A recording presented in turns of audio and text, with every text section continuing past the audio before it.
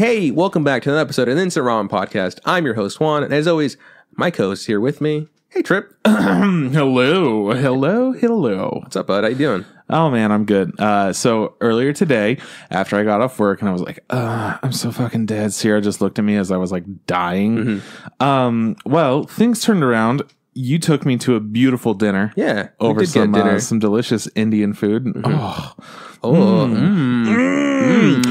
You got some Indian food on your chin, bud, yeah. Are you saving that for later?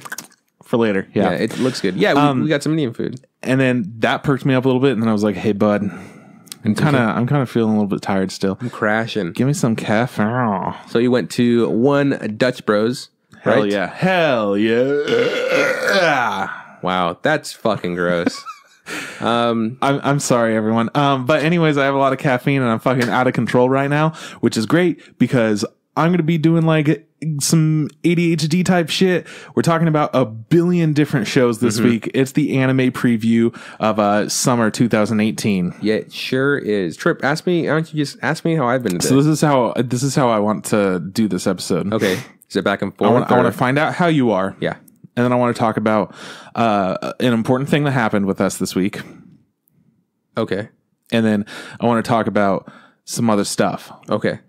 Just catch up, you know? Yeah. So, hey, man, how are you? Good. I got a haircut today. No one said anything. Holy shit, yeah. You know what? Nobody needs to say anything because you're wearing a hat most of the day. That is a good observation. I am wearing a hat. But yeah, I got a haircut today. It took me a while to find a new barber. My new barber name's Claire. That's fucking tough. Claire? Okay. Claire. I think she goes by Cutthroat Claire on shit, Instagram. That's fucking She's cool. like tatted up. She recently shaved all her hair off. Damn. She looks super dope and she's really cool and she like hooks it up all the time.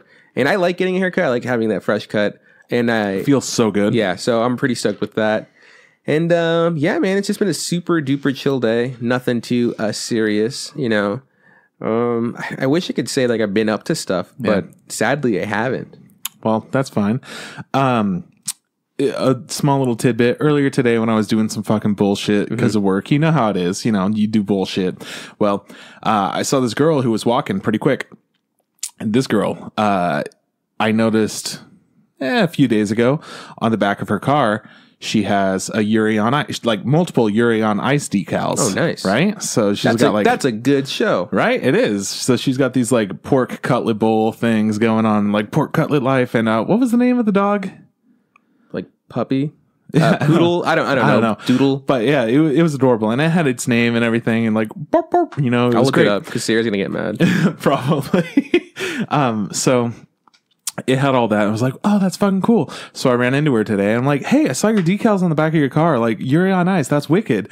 You know, I'm always stoked to see other people that are into nerd shit. So like, I have an anime podcast and whatnot. And she's like, oh, dude, that's so cool. Like, I really do want to talk, but I have to go. Like, I'm already running late. And I'm like, oh, no worries. And she's like, actually, if you're not up to much, I work at Bat Comics and there's a game night tonight. So it's at 6. And you should come. And I'm like, I'm actually super busy tonight. Recording the podcast. Yeah. Like, the thing I just told you that I genuinely do want to go, though. So she's like, yeah, no, I'll let you know, like, when we're going to do it again.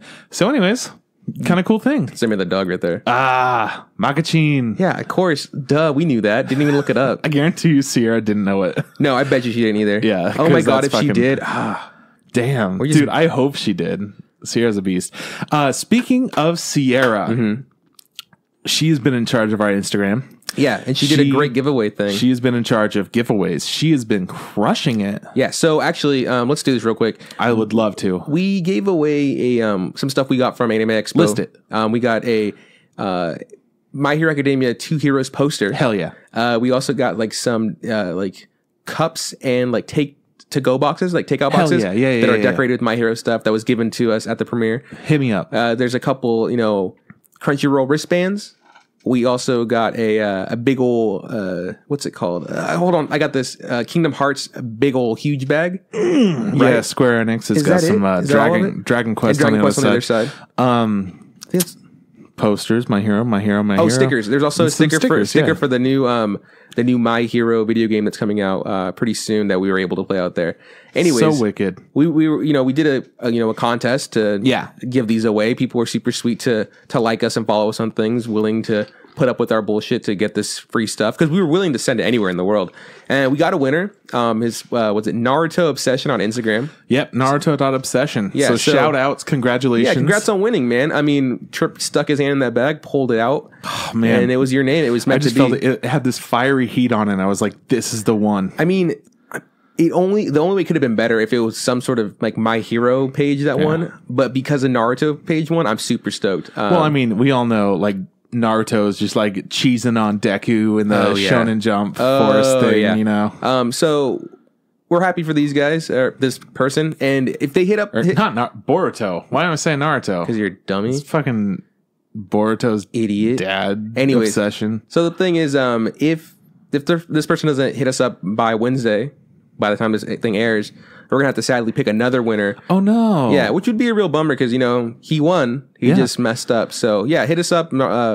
Hopefully you've hit us up before then. Yeah, if you're not, a beautiful person, Naruto Obsession. And if there's people out there who really want this stuff, you guys better hope Naruto Obsession is like in some sort of 3-day coma or whatever. And in a couple weeks, we got another super cool like special signed little giveaway treat for you guys. Again, not signed from us, but signed from people that are more important than us. Again, something that we won at Anime Expo. We don't want to give away what it is, but hey, if you like Ace Attorney, you might like this. That's objection. They definitely will. Whoa. Yeah. I've never seen the show, but you got the reference though, right? Yeah, it's from Boruto. Yeah. Nailed it. Speaking of Boruto Generations, you a fan? Yeah, I love it. All right, good. What is this? I think it's like the new season of Boruto. Oh, okay. Or some shit. I don't fucking know. I really want to get back into Boruto because I think they're wrapping up where the movie ended. Yeah. So now it's going to be new stuff. Yeah. Maybe stuff from the manga. Hell yeah. Dude. But hey, I'm pretty stoked. Anyways, let's not, dilly-dally too much because this is going to be a fucking episode. For sure. Boys. So you got anything to tell us? Anything special? You said something important happened or whatever?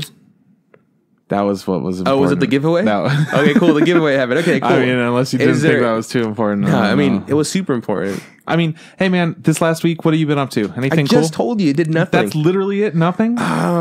Yeah, man, I've literally been... Okay, here's something I want to talk about real quick. Yeah. So, Kyle, who doesn't listen to our podcast anymore. Okay, hey, shout Kyle. outs to not Kyle. Not Kyle, you fuck piece you, of shit. Kyle. Fuck you, Kyle. I won my hero figures forever ago. Now I'm just gonna fucking. wrong Kyle. Slapping his tits. Wrong Kyle. Yeah. Other Kyle. Other Kyle. Yeah. No, we're talking. How many Kyles do you know? Oh my god! If you because this is getting out of control. Look, man, I know Kyle from Pathfinder. Yeah. I know Kyle, who's he's in like game development from school with me, right?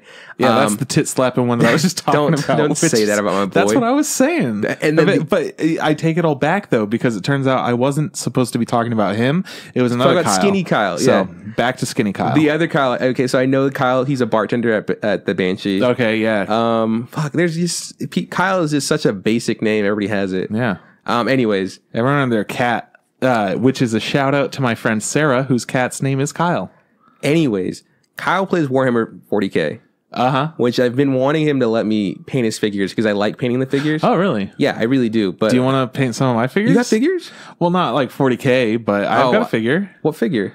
It's a Monster Hunter. You were looking at it, I think. Oh, cool. Here, let me grab it. Okay, we're good, for sure. Oh, guys, he's doing it. He's grabbing it. I've never seen that door before. What's in that door?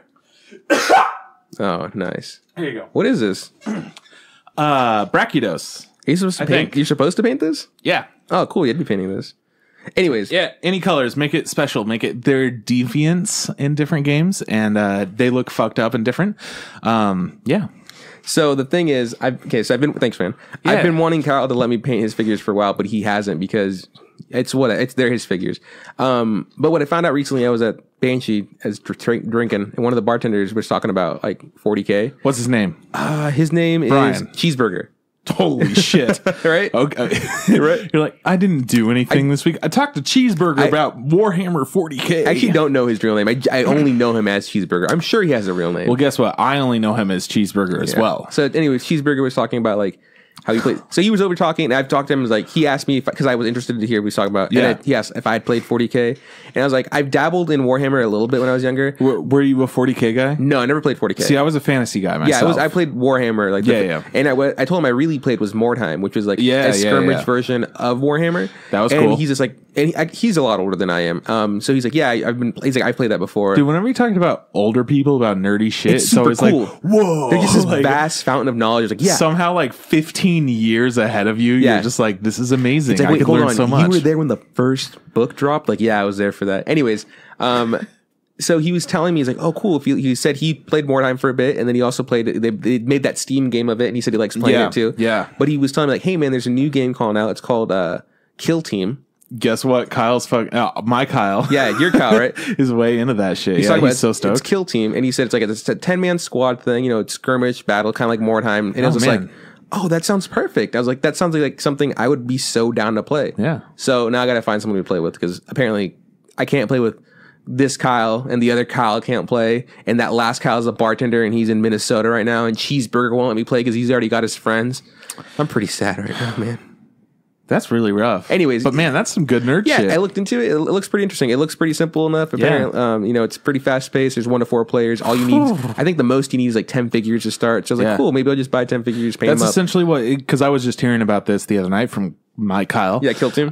Yeah, and he was talking about how much fun it's going to be to just anybody can get access to it since you just need those 10 figures. It's just easy to get going for sure, and it's a fun little thing to start. So I think that's a really cool thing that they're doing. Yes. Hopefully it's good. So so I'm gonna look into that. Maybe I'll start playing. Maybe I won't. Maybe I'll just. I think it's like I don't know exactly what it is, but like there was a Kickstarter or something for it. I think maybe I know that they're pre-ordering the book that's coming out on Saturday. Maybe, I think that's what it is. Yeah, the pre-order for the book is on Saturday. But yeah, like a 10-man squad at the most will cost you like $100. Yeah, which is pretty good deal. $10 a figure. That's like little miniature. That's fine. Yeah, so $100. Yeah, no biggie. Anyways, I'm gonna see. Maybe Kyle will let me play with him. If Kyle's cool enough, maybe he won't. I don't know. Hell yeah. But yeah, that's something I'm looking forward to. That's awesome. I'm stoked for you. Cool. What's up for you, man? Anything TV, movie wise, DVD, Blu-ray wise? You've been shoving up stuff. I'll do you a little bit better. Computer wise. Oh yeah, how's this going, man? So I built a computer. I bought all the parts after I've been planning on this for a while. Mm-hmm. I was like, I'm gonna do it after I get back from Anime Expo because I'm just gonna want to, like, if I make it before Anime Expo, I'm just gonna want to fucking play that. And I'm gonna be like, oh, I have my fucking computer at home. I just want to jerk off and watch so much hentai. Yeah. And like, but now that I got back from Anime Expo, we did all this shit. I'm like, okay, I should just fucking go for it. I should order the parts. Went pretty good. I asked a friend for some help, and she's like, hey man, you fucked up. You got to get this instead of that. And I'm like, cool, good call. Well, both of us didn't catch that amongst some of the changes that I was making, I bought the wrong kind of RAM. Oh man, the RAM's important. That's what makes the computer go. It's the memory. Makes it go vroom. RAM. Yeah. Dodge, Forester, Ford, Ram. Yeah. Toyota. Anyways, Ram. So RAM tough is what it is. RAM tough. I think that's what it is. I think that's... Isn't that Toyota? I don't know what it is. Dude, I don't fucking know. I'll look it up. Okay. So I'm fucking building this computer, and I get there, and then it's the last step was just putting in the RAM, because all you do is you just click it into place. No biggie. The easiest fucking part. And then I'm sitting there, I'm like, the dot doesn't line up with the other dot. Like, why is this?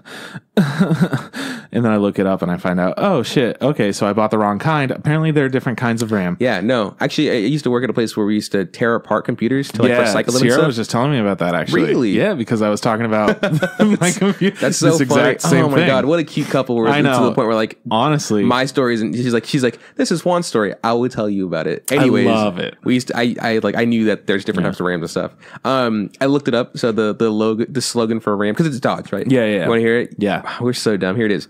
Grab life by the horns. Ah, that's gay. Oh, what? That was pretty cool. It is cool. Gay does not mean bad things.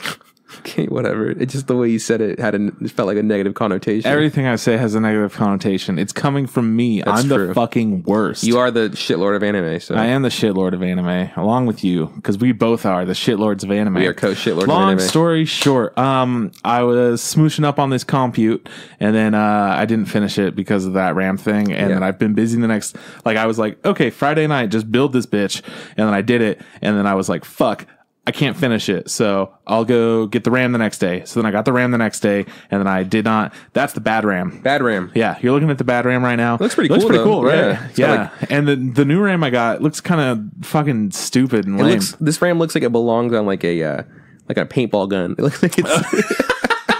That's the most accurate shit I've ever heard. It looks like it'd make something shoot faster. Hell yeah. Yeah, anyways. So yeah, but you're going to get that together pretty soon, right? Yeah.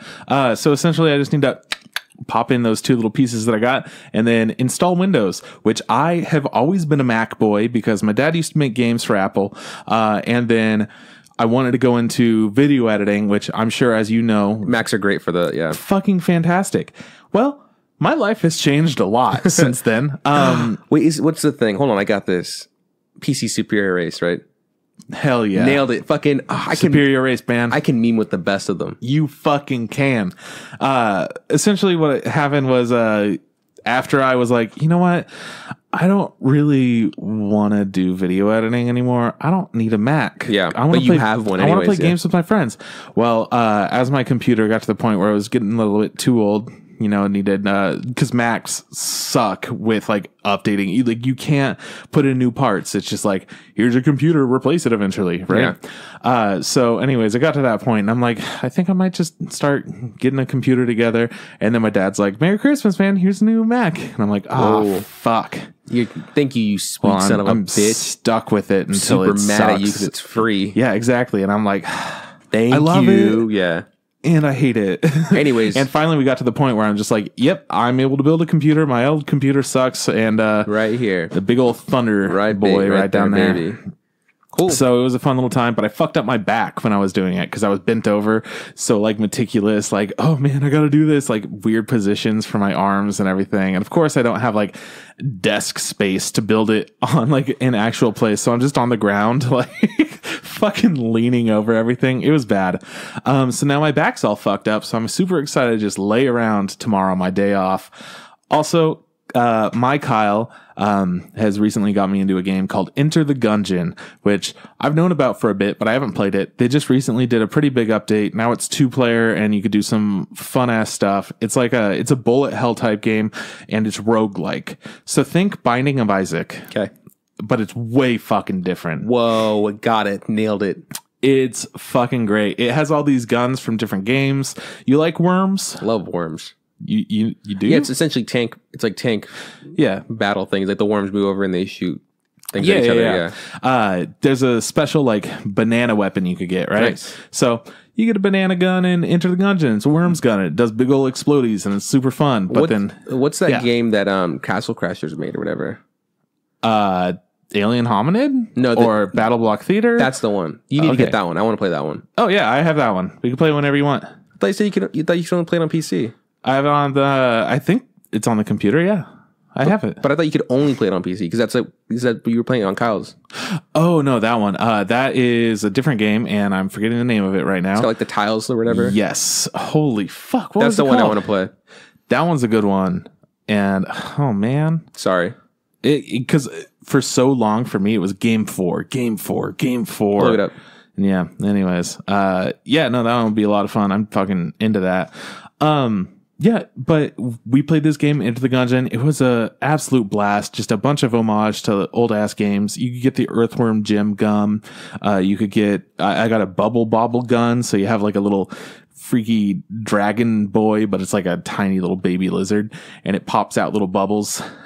Just lots of super cool, fun things. And it's charming as fuck. Really like it. So I've been thinking about that game far more than I should. Pit people, thank you so much. All I was thinking is like forest, dungeon, like goop, swamp. There's people there. I don't know. Yeah. But I want to play that, yeah. Yeah, that game's fun. Fucking love that animation too. It's incredible.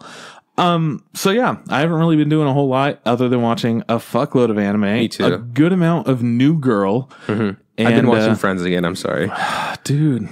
You know how much, I don't know if you've ever seen these stats, but you know how much money Friends makes? A lot. They make like, I think it was $2 billion a year still.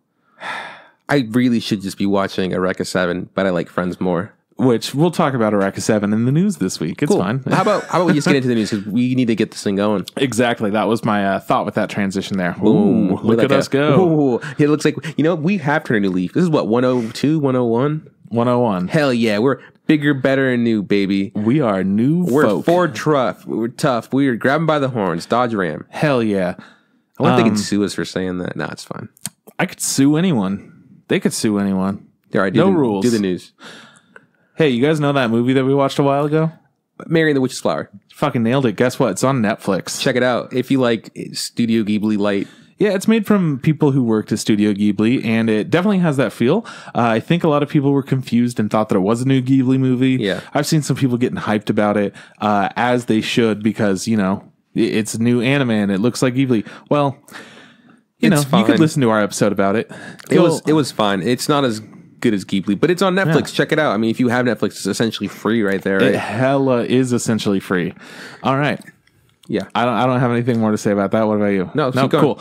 So Evangelion, you know it? Yeah. I know it. Yeah. It's a show about big old robots, and it's kind of old, and it's a lot of fun, but check it out. People still like it. Mm-hmm. So the Evangelion 3.0 plus 1.0 anime film's going to premiere in 2020. Nice. That's only like a couple years away. Actually, it's like a year and some months. It's been so fucking long, right? Well, this year's almost done, so yeah, that's cool, man. I'm super stoked for these new Evangelion movies whenever they decide to come out. So yeah, I mean, we didn't watch a whole lot of Evangelion. No, but we enjoyed what we did see. Oh yeah, it's so good. It's oddly nostalgic, even though we didn't actually see it when we were like younger. Yeah, it gives me this really. It's a strange feeling watching it. The thing is, I wouldn't describe it exactly as nostalgia, but it's so similar. The thing is, like, I can tell it's good. Like, I know it's good. Yeah, that's one of those things. You watch it like, this is well done. This holds up well. You're like, these characters are good. These have dark themes. There's something going on that I want to know more about, and it's really well done. I should probably finish that. Yeah, I'm just thinking about it. I'm like, man, there were some fucked up parts in the movie that I saw, and it was Friends. Great. Don't worry about it, man. It's okay. Friends is always your friend. Yeah. Thank you for being a friend. That's Golden Girls, actually. Yeah, speaking of Golden Girls, do you like Bungo Stray Dogs? I don't. Well, I do. That's only because I haven't seen it. I know. Honestly, I think you would have a pretty fun time. You keep telling me that. Is that Trigger, by the way? No, it's Bones. It's Bones. Yeah. You're right. Yeah, which does a bunch of good stuff. Like I really like Mob Psycho 100, My Hero Academia. You name it, they got it. I really like the eyes in Bungo Stray Dogs. They're not perfectly round. They're kind of like diamond shaped. Yeah, they're cool. Yeah. So check it out. Bungo Stray Dogs, season 3. Oh shit. Oh yeah, bro, we got it. Don't worry about it. For a Trace Dog, the fucking hat trick, and I'm stoked. They got some cool characters. I want to see more about stuff that happens in that. Do you know what a hat trick is? Yeah. What's a hat trick? 3 goals, which blew my mind. I thought it'd be something more special, because like a triple double in basketball is like it's like the 3 stats that have like to beat double digits, whatever. So like scoring, rebound, assists, right? Okay. So I was like, oh, hat trick must be something special. It just means 3 goals. Yeah. Why is that a hat trick? Don't fucking worry about it. No, it should be like you kick it in one corner, or you do it with your left foot, and you do like, no, fuck it. I'm upset. Anyways, fucking World Cup's over. Congratulations, France. Good for you. Good for you, France. I wanted Croatia to win, but whatever. Yeah, everyone kind of wanted Croatia to win, but France did it. Good for France. Yeah, good for fucking them. Hey, you remember that thing we talked about like 2 seconds ago that I said we were going to talk about? Oh, hold on. Yeah? Eureka 7. You got it. I'm on point today. So, Eureka 7 is coming out with a trilogy of movies. They came out with one, and I've pre-ordered it, and the second movie is coming out. It's called Anemone. Nice. Is that one of the characters in the show? It is, and I fucking love her so much. She's like, me saying that, when you do start watching, you're like, fuck this bitch. Yeah. But by the end of it, I was like, she's easily my favorite character. But then you're just going to be like, fuck this bitch. I don't know if you will be. I think you might still find her annoying, maybe. Okay. But when I had watched the show, I wound up relating a lot to some of the things that she talked about. It got like really fucking depressing and dark. And I'm like, do I look I look like a dark and depressing person to you? No, but I think have you seen my shirt, by the way? Yeah, Kawaii Drake. It's my Kawaii Drake shirt. I had to explain to somebody today at the bar. And I was like, look, man, Kawaii means cute in Japanese. Yeah. And then Drake means Drake, the rapper from Toronto. And they're like, so what are you trying to say? It's like, I'm trying to say that I've combined my 2 favorite things in the world. Drake, the rapper, and anime. Yes. And he's cute. He's got a bow in his hair. Oh, he's so cute. He's got little sparkles. And I really like this shirt. It's kawaii as fuck. Yeah. Yeah. Hell yeah. So anyways, this movie's going to be coming out. There's been a teaser trailer, some visuals, and it looks fucking cool. Have you seen the visual for it? I have not. check it out. It looks really Whoa. rad. It reminds me a lot of like Evangelion kind of, right? This is Eureka 7? Yeah. Yeah, dude, Eureka 7 changes a lot throughout the course of it. Pretty sure it's like, fucking pretty cool. Sure this is a Gaunt's movie, dog. Calm down. Who you trying to kid? Yeah, I mean, it looks pretty metal, dog. It's fucking cool. So seeing this got me so hyped. I have no idea what's going on with it. It's like a bunch of red and yellows and a big old robots. Or hell whatever. yeah! So November 10th is the debut of this. Next year? This year. Oh yeah. shit! Yeah. When's the? This is a second movie, right? Anemone? Yeah. When's the first one? It's already come out. Yeah, the DVD's coming out soon. Right, you I bought pre-ordered. it. Yeah, Okay. I pre-ordered the Blu-ray. It comes with a little thingy. Cool. The 5 frames. So if So you're we'll into watch Eureka that, 7, right? which everyone should be, it's like one of my favorite animes. God damn it! Now I really have to watch that show. I want to watch it so badly. Hey man, if you ever want to just get together and just fucking watch me cry, I see you once a week. That's more than enough. sometimes twice. And it's too much. Why would I? Just like, oh fuck, I have to see him tomorrow too. Why would I actively go out to spend more time with you? I don't know. Friendship and love. Rose, and we're not friends. This is a harmony. business partnership. This is just, I love This how is a long business that joke transaction. has gone This is not. We are not friends. We're business partners. Yeah, we're business Yeah. associates. That's all it'll ever be. It's all it'll That's ever it. be. Hey, speaking of all that it'll ever be, you remember Kemono and Friends? Yeah, that's the one with the animal kids and like the director got fired or some shit like that. Yeah, dude, you're on it. Guess what? We're getting a squeakquel. Yeah, man. Yeah, dude. hold on. What were we getting? What are we getting? A squeakquel? Is it the same episode? Is it the same show, but everybody's like a mouse now or something like that? No, we're all chipmunks. Oh, fuck. That's my fault. That is my fault. Cool, man. No, yeah, they're getting a sequel, so that's pretty cool. I heard this show was like kind of like dark at some points. Yeah, I guess. It's like post-apocalyptic. I don't know. People really like it. I'm not the biggest fan of it, but it's cool that it is getting a second season Yeah, because man. I know there's a lot of support for this thing. Yeah, and there's a lot of stuff. There's like phone games and whatnot. And now they're getting a sequel to it, but it's going to be different, I guess. R.I.P. Grape Coon. So, R.I.P. Grape Coon. Moment of silence for Grape Coon. You will be missed. For those of you that don't know, Grape Coon was a little penguin that was in love with the penguin anime character From this show. From the show, yeah. and he passed They had away. like cutouts in Japan, and they put them in all the exhibits. And Grape Coon was like, "Oh yeah, He's like, this is my fucking boo. This is my chilling. bae. We This- chilling." This is my girlfriend. And that is all the news I have for this Cool, week. man. How did you like the news? Good news, solid news. Yeah, we were talking about earlier about because like on all our platforms, Instagram, Twitter, Facebook, we're doing a better job of like posting stuff that comes our way. Yeah. So you're like, how do I find the news? I'm like, it's hard. just pick the most popular stuff and put it out there. Things you think people want to And hear. guess what? I don't know shit about Kemono and Friends. But people like it Hell yeah, I do. for sure, and I'm sure people would love to hear there's a second season coming out. Hell so. yeah. Cool. And Okay. then I chose some stuff that I'm excited about. Did I not cover anything about you? Was there anything you're like, hey man, we're stoked? You talked about my favorite show, Eureka 7, so we're good. Okay, cool. Perfect. Well, no, we talked Son of a bitch. about Great Coon, so I'm pretty stoked. Okay, yeah, R.I.P. that's Great fair. Coon. So why don't we get into it? This is a big episode. Yeah. We're talking about almost every anime that's come out so far this season of anime. Yeah, almost. The reason that we say almost is because there are some things that we don't know where to watch them. They They might be just on like dropped, High yeah. Dive. There are things that just dropped like today or yesterday or something. Yeah. Like spoilers, we haven't seen a new Attack on Titan. It came out yesterday. I don't have a I'm fucking sure it's good. I had to go to a going away barbecue for my best friend Did of the that world, happen? Tom Nasser. Yeah. Fucking Tom didn't even invite me. He sent out like a group text to like two Wasn't in the people. group. Yeah, exactly. It's Fuck pretty you, fucked Tom. up. I'm mad now. Good. You should be mad. It's okay. I didn't want to go. I mean, I worked yesterday, so Yeah. You would have hated it. I like Tom. You would have hated it. Yeah, you're right. You know who was there? Kyle. Ah, Kyle. man, you would have fucking hated Was Eliza there? Yeah. I like Eliza. Yeah, I know, but Kyle was- oh, yeah, dude, Kyle oh no. But yeah, I didn't get to watch the new episode of Attack on Titan because I've been a busy boy and all that Lot shit. Tom. Yeah, fucking Tom. You know, he loves Attack on Titan, and he kept me from watching it on purpose. He's What like, a- you know what's fucked up? Me. Ugh. Anyways, so the show dropped. We weren't able to watch it, but I'm pretty sure it's fine. It's gonna be good. You know, Like, guess what? Sasageo? No, now we got a new song, and I'm gonna guess it goes, "Oh party da da da da da," and then everyone's gonna be like into it. yeah, okay, sure, Yeah. whatever. So, anyhow, let's fucking dive into this shit. We Let's haven't high dive covered into this everything, bitch. but first off, we're just going with things that we started watching, and I put on my Crunchyroll watch list, and this is the order that I happen to have them. Go for it, man. Hanebado. Okay. Do you remember that show? Yeah, it's a volleyball show. No, it's a Hell. badminton show. Hell yeah. It's by Leiden Films. And so this is a show where it's weird. It's got a lot of emphasis on boobs and butts. Oh yeah, but it's not ecchi. No, it isn't.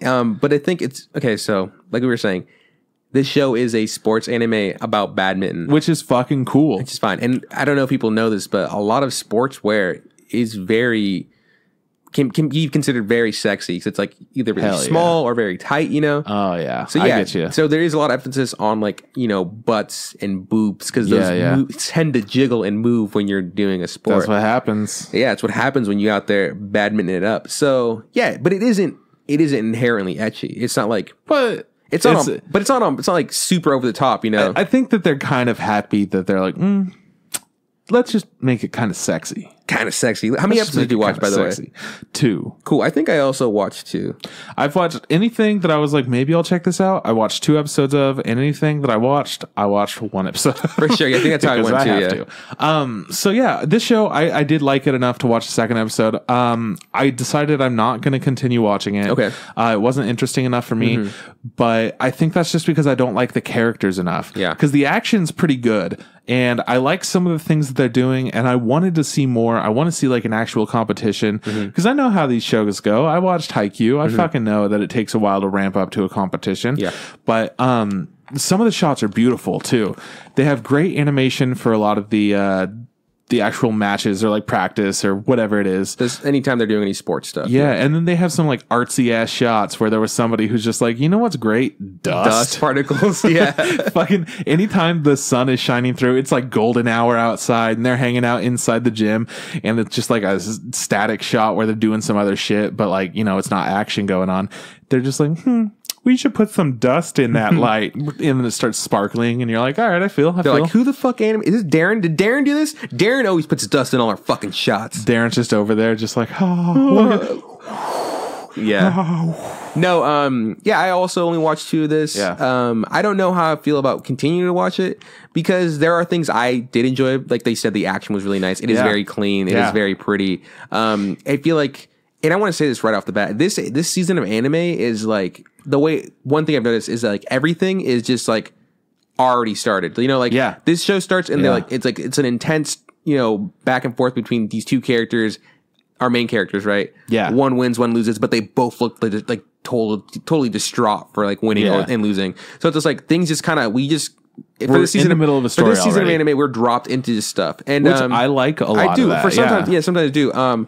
But yeah, but I feel like I think maybe I watched 3 episodes. I don't know. Tell me, in episode 2, isn't it has it been resolved as to like she eases off the other people and apologizes for the way she's acting? Yeah. Okay, cool. Yeah, and then they decided to practice doing doubles or whatever. I think that they decided they're gonna do that. Maybe that's episode 3. I don't know. The show is good. She was practicing a lot with the actual instructor, like the new dude who came in. The guy who was like, that was the second episode. She started learning like, oh shit, that's how I learned. And he's like, hey, you're doing this wrong, and like, oh man, you can't like just only work on your spike or your power shot. You gotta work the field or whatever. Like, and then she finally like gets confident for a second. It's like power slam, and he's like, see, that's where it's at. That's what it is, bitch. He's like, dude, I'm tall too, bitch. You think he's power slamming all day? I don't think so. Fuck you. Anyways, the show is good. Yeah. Not for me, unfortunately. I don't know. I don't know how I feel about it. I might continue to watch it because I like sports, and this is a really good sports-y anime, and boobs and butts. So. This is going to be the show that you're like, I might continue to watch it, and then you watch it all at the end. Also, I think the main character, yeah, absolutely. I think the main character's mom or sister is the main character from Keijo, which is super silly. Oh, yeah. Have you seen that? There have been a lot of comparisons. I pointed out the first time we saw it, yeah. We were just like, that's Keijo there. That bitch is Keijo. And I think even Crunchyroll... Butt cannon! Do the butt cannon! I think even Crunchyroll was like, hey... This bitch is Keijo. Yeah, it's Keijo, bitch. You fucking know. Anyways, check it out if you like sports. And yeah, let us know what you think because I'm interested to see where this goes. It's cool. It just doesn't have the characters that I need to get me going on a good old fashioned sports anime. Yeah, let's do it. Keep going. All right, cool. You know the show Chio's School Road? Seen it, yeah. Yeah. It's by Diomedea? I don't know, whatever.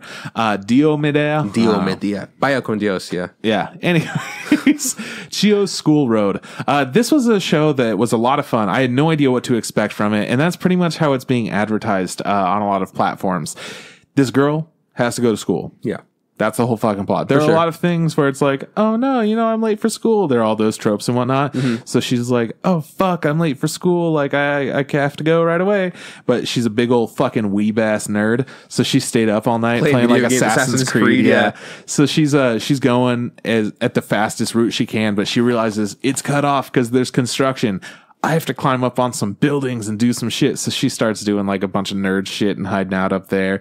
And it's just goddamn ridiculous. There's a dude who, I think he's in his boxers or something. Yeah, he's like brushing his teeth. Yeah. And she lays down so she can't see him through the window. And he decides to brush his teeth and spit out the window and spit all over her. Yeah. Yeah. And she's just like, I can't make any sound. And because she's on his roof and she's technically trespassing. Yep. And it's also like a peeping Tom situation too. There's so many parts of it, right? Yeah. And so there are a bunch of like ridiculous jokes and it goes on. And it was a lot of fun. I don't think it's a show that I want to watch. It's a little bit too intense, but the jokes were pretty good. I kind of like her as a character, and I know that there are going to be more characters in the show too. Yeah. I imagine it being a great time, but I'm not in the mood for it. I didn't personally like the show. Yeah. I thought the premise is pretty dumb in my opinion. Like, I'm like, wait, hold on. Every episode is just her going to school. I'm done. I'm kind of done with this. You know? I mean, maybe. I've watched 2 episodes of this. Oh, you watched 2? I think I watched 2. Yeah. It's like, the second one looked like it was more fun than the first, but I'm not going to watch it. Yeah, I just didn't like it. I didn't think it looked all that of amazing either. Yeah. I really didn't like the fact that, like, boobs and butts are cool. Apparently, I forgot about the this. mom, and there's like a mom in this episode where her son's crying because her balloon's stuck. Point is, her boob just wiggle like without any like. They don't follow gravity or physics or whatever. Yeah. And I'm like, that's stupid. Like, why would you add that? Like, that is like I think there was like a weird ass panty shot when she's doing a jump or something too. Yeah, it was just like in my head, it was like a really shitty joke. Like, oh cool, it'd be funny if we wiggled her boobs a little bit. So, this show's just not for me. I don't think it's that Definitely great. Not. But some people might find it funny. They can watch it. There were some fun parts. If you like the show, by all means, keep watching it out. It's just I definitely don't want to watch this anymore. It's a fun little weird time. For sure. Next up, we're going to talk about Harukana Receive, made by C2C. This is a fun-ass little show about some girls that go on the beach, they get pretty naked, and they start hitting a ball in the air. I watched one of these. I wanted to watch 2, couldn't do it. Okay, so here's the thing. We're talking about volleyball, beach volleyball to be more specific. Again, a sexy sport. Yeah, the sexiest. Well... Ice skating, sexiest sport. Ice skating? Actually, sorry, curling, sexiest sport. Okay, thank you. Because I'm like, ice skating's most romantic. You're getting your things messed up. What do you think is more romantic than that? Sex is romantic. Holy shit, it is. Oh my God. I can't believe that made sense. It worked out. It totally worked. No, I'm going to go fuck so many prostitutes. But yeah, we were saying beach volleyball. Yes. So beach volleyball, the main difference is it's 2-on-2 instead of like a full ass team. So you have to be super good. That's how beach volleyball is played, actually. True. Yeah. Yeah, good. I just want to make sure you knew that. Like, yeah, no, that's what I'm trying to say. Cool. That's how it's played. Instead of a full team, you have just 2 people. Yeah. And they make a really fucking big point to be like, this is the way it's fucking played. Yeah. This is how it is. Bitch, the whole time making sure to get these like butt shots and crotch shots and a bunch of boobs and like it's all over the place with all these etchy shots. And it definitely is etchy. Yeah, it's definitely done intentionally. They definitely have really cute bikinis, in my opinion. Yeah. They're nice swimsuits. Hey, let me just say this right here. They all look pretty good too. Yeah, what's pretty funny is that they look fucking hot. What's pretty funny, it's just like, hey, let's just make our main character like a big old bitch. She's like big, like she's like a tall woman, big old boobs. Yeah, she's thick as fuck, right? She's got a nice bathing suit. She's instantly taking off her clothes to go on the beach. And like, oh, let's make her partner like a small Lolita character with like no real boobs, dude. But she's super cute. And I was just like, way to go, assholes. Way to cover all your fucking bases. Fucking got it. Next up, grandma character. Grandma, yeah. Super smoking hot. Yeah. No, so again, this show looks really good. Oh man, that's the fucked up. Whenever I see these shows, I'm like, damn, that looks good. It's pretty. If this was an actual hentai, like, way to go. But it's just an ecchi, so there's no reason for anyone to watch it that I know of. Again, please tell me why ecchi shit exists. I genuinely want to know, why are people interested in ecchi? I don't know, man. Okay. I can't tell you why we like what we like, Trip. I'm like, you know what? If I'm down to get like... Love is blind. If I'm down to get dirty, it's getting kind of late. Out. Yeah, I'm like, I just want to watch these bitches play some volleyball and les out. Like, come on, man. So the one thing I don't like about the show is the the ball in the volleyball is 3D sometimes, and You know what? It moves really shittily. Like it floats sometimes, it wiggles a little bit. Sometimes it like just doesn't spin right. You know what I'm I saying? mean, that's kind of how volleyballs are. Yeah, definitely. But, have you seen Haikyuu? you know. Haikyuu? Have you even watched Haikyuu? Yeah. Okay, good. I haven't, but Yeah, they do some shit like that too. There are things called floaters. If you hit it correctly, it just like kind of like it doesn't really move, but it like wiggles. no, Yeah, it's not realistic at all. up, and it just drops. The show's not for me. I'm sure not for me either. If you're an ecchi homie, you want to watch some pretty girls on a beach, this is the show for And you. the beaches are pretty too. Oh, yeah. It's just like a really pretty time that's not for me, unfortunately. But you know what is for me? Yeah. I like survival horror. How do you feel about that? I love Survivor horrors. Well, then this show is for you. Once if you caught it. Survivor horrors. Yeah. I did. Angels of Death by JC Staff. Okay. This show started out and I didn't really know what to expect from it. People were fucking hyped. So I'm like, okay, I'm pretty hesitant. There's a girl, her name's Rachel. She wakes up and she's just like hanging out. Oh man, turns out that some dude's gonna murder her. So she tries to start hiding. She's in some giant building on a certain floor and this dude is set to murder her. For whatever reason, she's been chosen as the sacrifice. Yeah. So somehow she eludes him and then escapes to another floor. And then some guy's like, oh man, I'll help you out. But he starts getting really creepy. Turns out he's going to murder her now. He's a psychopath. Yeah, he's also a psychopath, even though he seemed like he might be okay. He was definitely not okay. And then our first murderer boy comes down and he's like, oh man, I'm going to still fucking kill you. By the way, my name's Zach. Yeah, he's like, oh shit, wait, I have to kill the guy that's going to kill you because he's being kind of a douche. He's killing my kill. Yeah, not cool. So then he fucking kills him and voice from wherever the fuck voice is. Yeah. It's just like, excuse you, you cannot be here and you are now supposed to die. You're also a target. Yeah. Yeah, pretty much. Yeah. And essentially, then he threatens to kill Rachel, right? Rachel Gardner, by the way. Yeah, Rachel Gardner. He threatens to kill Rachel, and Rachel's just like, please kill me. Like, I want to fucking die. And then he's just good. like, well, now I don't want to fucking kill you. Like, I'm not going to kill you. I don't want to kill you if you want me to kill you, you know? Yeah, pretty much. So then they homies and they try to escape together. You watched 2 of these? Yeah. Yeah, I watched 2 also. So right off the bat, I can feel like, just like watching the show, it's like, this is obviously some sort of like, internal struggle, some sort of like Inception kind of esque thing. Yeah, there's gonna be some shit going on. Yeah, there's like I'm in my best bet is all of this is in somebody's head, you know, like where she's in some sort of therapy, she's gone through some sort of trauma because there's levels and there's like stuff on the wall, there's voices, there's like really like fucked up like psychological things that are going on, and I feel like it's just a bunch of repressed stuff. So I'm interested in it. I don't love this show, but this is a show that I do want to continue to watch. Exactly. I'm like, you know what? I like the themes going on. I like a lot of parts of it. I'm interested in the characters.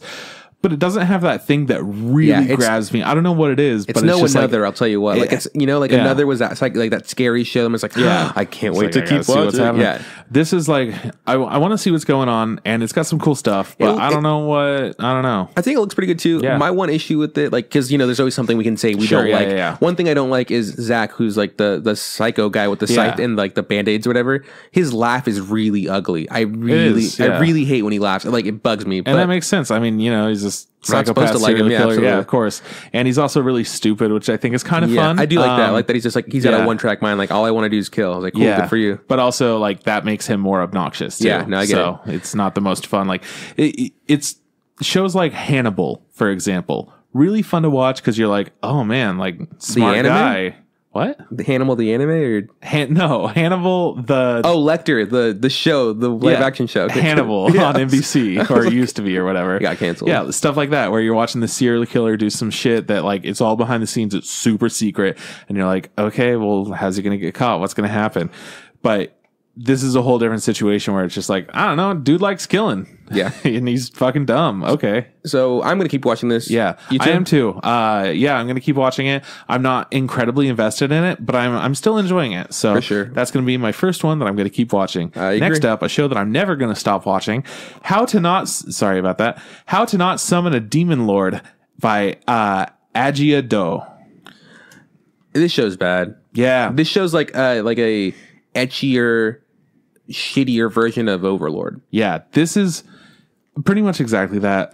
There are a couple of chicks, and they're like, "Oh man, look at you." Well, before that, it's just like a guy who's like he's playing, some online game, right? And he's like, I'm Diablo, which just means devil in Spanish. Yeah. I'm Diablo, Demon King or whatever, and like I'm the fucking best. And he's like a total like neat, just playing computers. He's a fucking loser. And then these two girls summon him into the world, and he's in the video game world or whatever. And he's like, because he was wearing some sort of ring, the spell that they made to make him their like, was it property? Yeah. Backfired, and now he owns them. Like they got these collars around their necks. And I was like, great, this is going to be sexy as fuck. And then they were just like, oh, have sex with me or whatever. Like, oh, it's all rapey, but like he's not actually that guy, but he is. Essentially, just kind of like the volleyball show. Like one character's an elf chick with really big tits, and then like the other character's like a Lolita assassin with like cat ears or whatever. Yeah. Is it cat? They're cat. I don't fucking Anyways, remember. so the gist of this one is that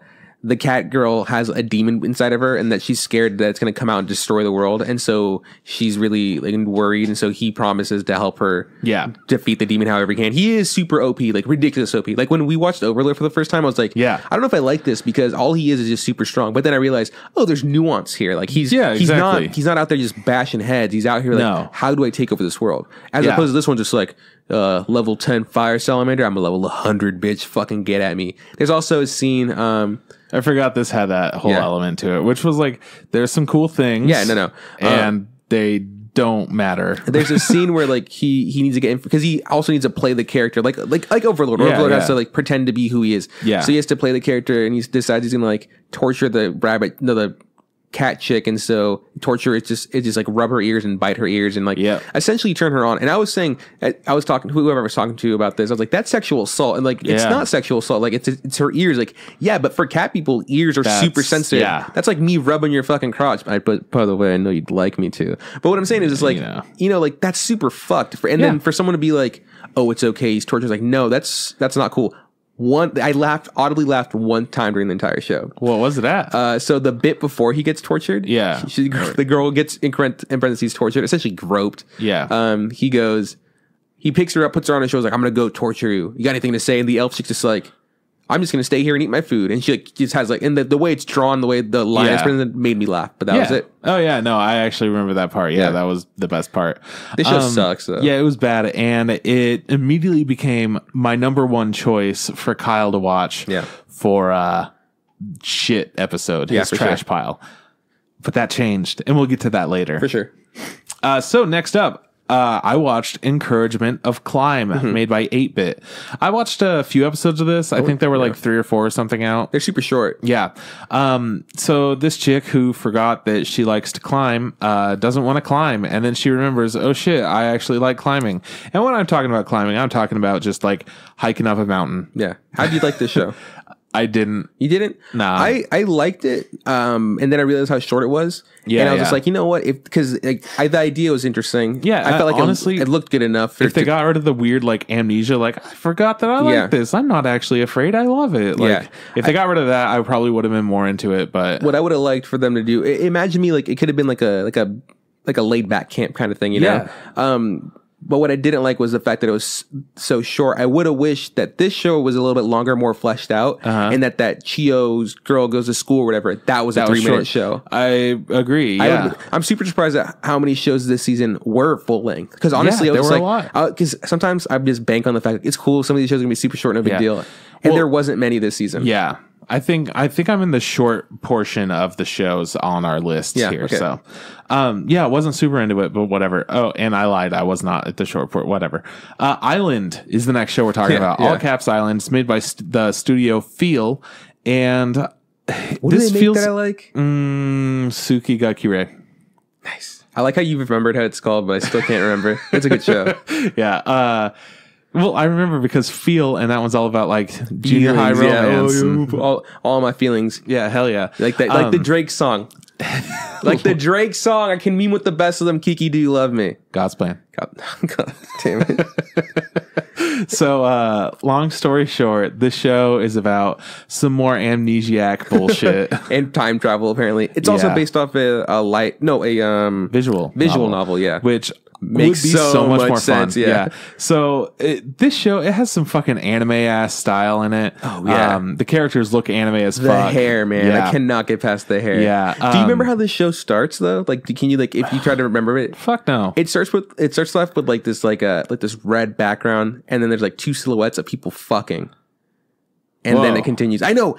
You almost forget. It's like that quick. I was like, whoa. Exactly.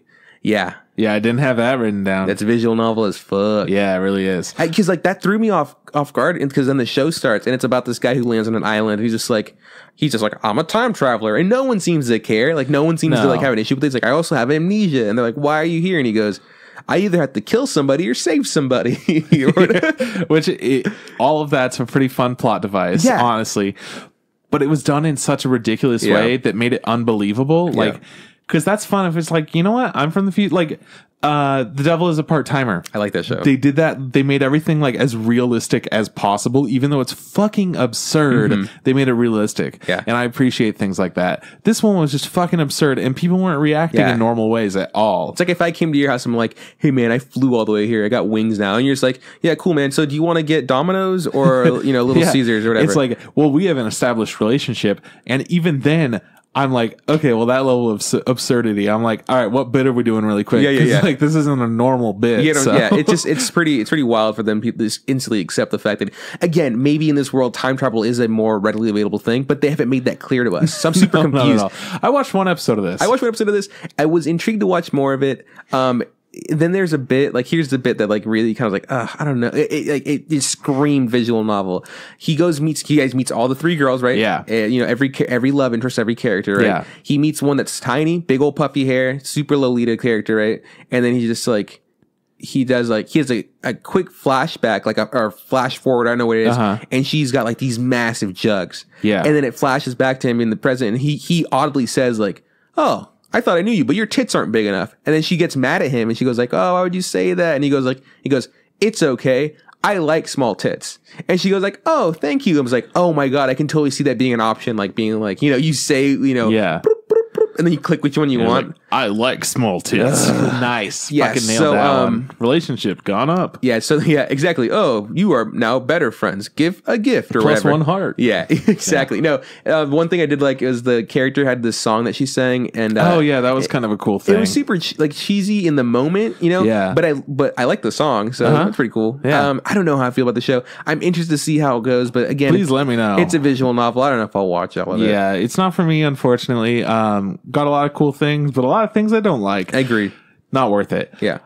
Next up, a show that I'm not even going to spend any time on. Overlord Season 3 is out. I will. I'll spend all the time on this. Madhouse is making it. I'm pretty excited about it. Last season was a lot slower. It had some fucking cool scenes. I know you're doing some shit right now. I'm just going to say. How many episodes did you watch? 2, I think, so far. I only got to see the one. The first one was essentially like a throwaway episode, like a filler episode. Yeah. I mean, the first one was a little bit of recap type stuff. Kinda. It was more like just like, let's have a fun time with the characters. Yeah. And I'm into that. And I'm like, okay, that's cool. Because last season it was a bunch of serious stuff that didn't really wind up mattering until the very end. Yeah, last season sucked. It was difficult. There was such cool stuff with the butler. And there were some cool things with lizard people, but it spent too much time on them and not enough like interesting things. Last season was a real slow burn, and it kind of like piddled out. This season, I'm pretty hopeful because we've returned back to our actual boy. He's doing shit. The last season focused too much on other people. I always forget his name. Something Owns. Eins, yeah. Eins on Ghoul. Yeah. Anyways, I'm stoked about this. I'm going to watch it, obviously, because I've seen the first 2 seasons. But like I said, I only watched the first episode, and it was like, it's just kind of like a nothing episode. Right. And while we're on it, let's just mention My Hero Academia is still going. Yeah, we're here, right here. And it's fucking amazing. Yeah. This arc's going to be a battle royale so that they could get their provisional hero licenses. And about 50% of the people that enter it succeed. But this particular event, I guess, is going to be a lot more difficult for people to get their provisional license. Yeah, because fucking villains are out there running amok. You can't just have any Joe Schmo out there being a hero now. Yeah. I'm super excited for this season. I'm super excited for anything My Hero, honestly. I'm caught up with the manga, so... It's fucked up. Like... they're shonens. People get fucking hyped about Dragon Ball. People get hyped about Naruto, One Piece, all that shit. But this is the one that, like, I've latched onto. Oh, yeah. And I'm so fucking happy. It's just I did. universally loved. Man. It's like it really is. People really it's got seem to love it. So much charm, like in every part of it. It's just and it looks great. So well done. And those theme songs are pretty good. God, I fucking love it. And David's in the movie. David's in the movie. You're right. Yeah. Anyways, so shout outs to My Hero. Hit us up, My Hero, if you want to ever go out and get like some macaroni and cheese. We're there. Yeah, we're there. Yeah. So let's talk about Holmes of Kyoto, which I thought was going to be like Sherlock Holmes. It kind of is. It's made by the Studio 7, and it's not really like Sherlock Holmes, but like it kind of is. It's kind of like Sherlock Holmes in the fact that Sherlock Holmes is really good at deducing things instead of picking things up, and our main character is very good at deducing things, and his name in kanji kind of spells Holmes. Yeah, whatever. So I watched one episode of this. Me too. It's essentially Antique Roadshow, the anime. Yeah, it is. Yeah. So there you fucking go. Some dude works in an antique shop, and he's like, "Oh yeah, this shit's super like uncommon, and it's super rare, and it's very valuable, and this is history." Could you tell me? I don't know. I remember that. Maybe I'm mistaking it with the other show. There's no like fantasy elements in this one, right? No. Okay, good. That's the other show. Yeah, that's the one that we are getting to right now because Holmes of Kyoto, Holmes of Kyoto. Not for me, but the artifacts or whatever, the antiquing part like is interesting. Yeah, like I'm really into They were that. talking about like the foot of a specific pot or whatever, right? And in my head, I was like, I took ceramics. I know what he's talking about. Yeah, and I always like that stuff because it's just like here's a random fact that you now learned, and you learned it in a cool way too. It's just kind of boring in my opinion. So yeah, it didn't have enough going on. I didn't care enough about the characters.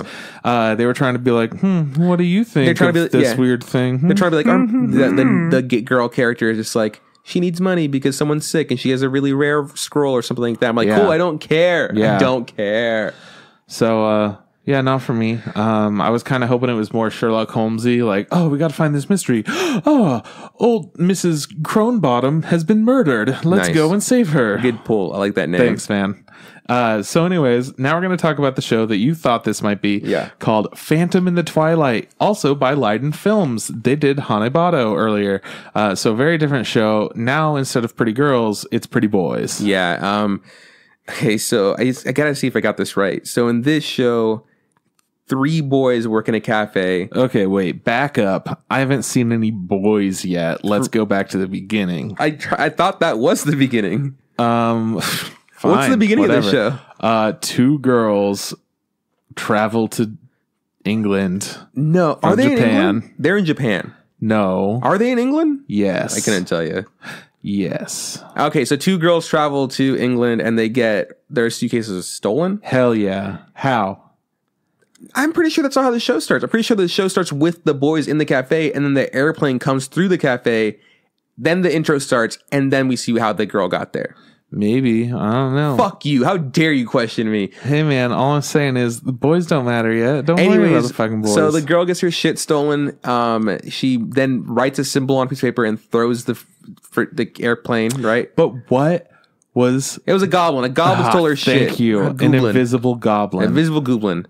So she ends up in this cafe run by 3 sexy boys. Hell yeah. One of them is very obviously a werewolf. Hell yeah. The other one is he Dracula? Is who he's supposed to be? We can assume. Sierra said he's Dracula. I thought he was just a vampire.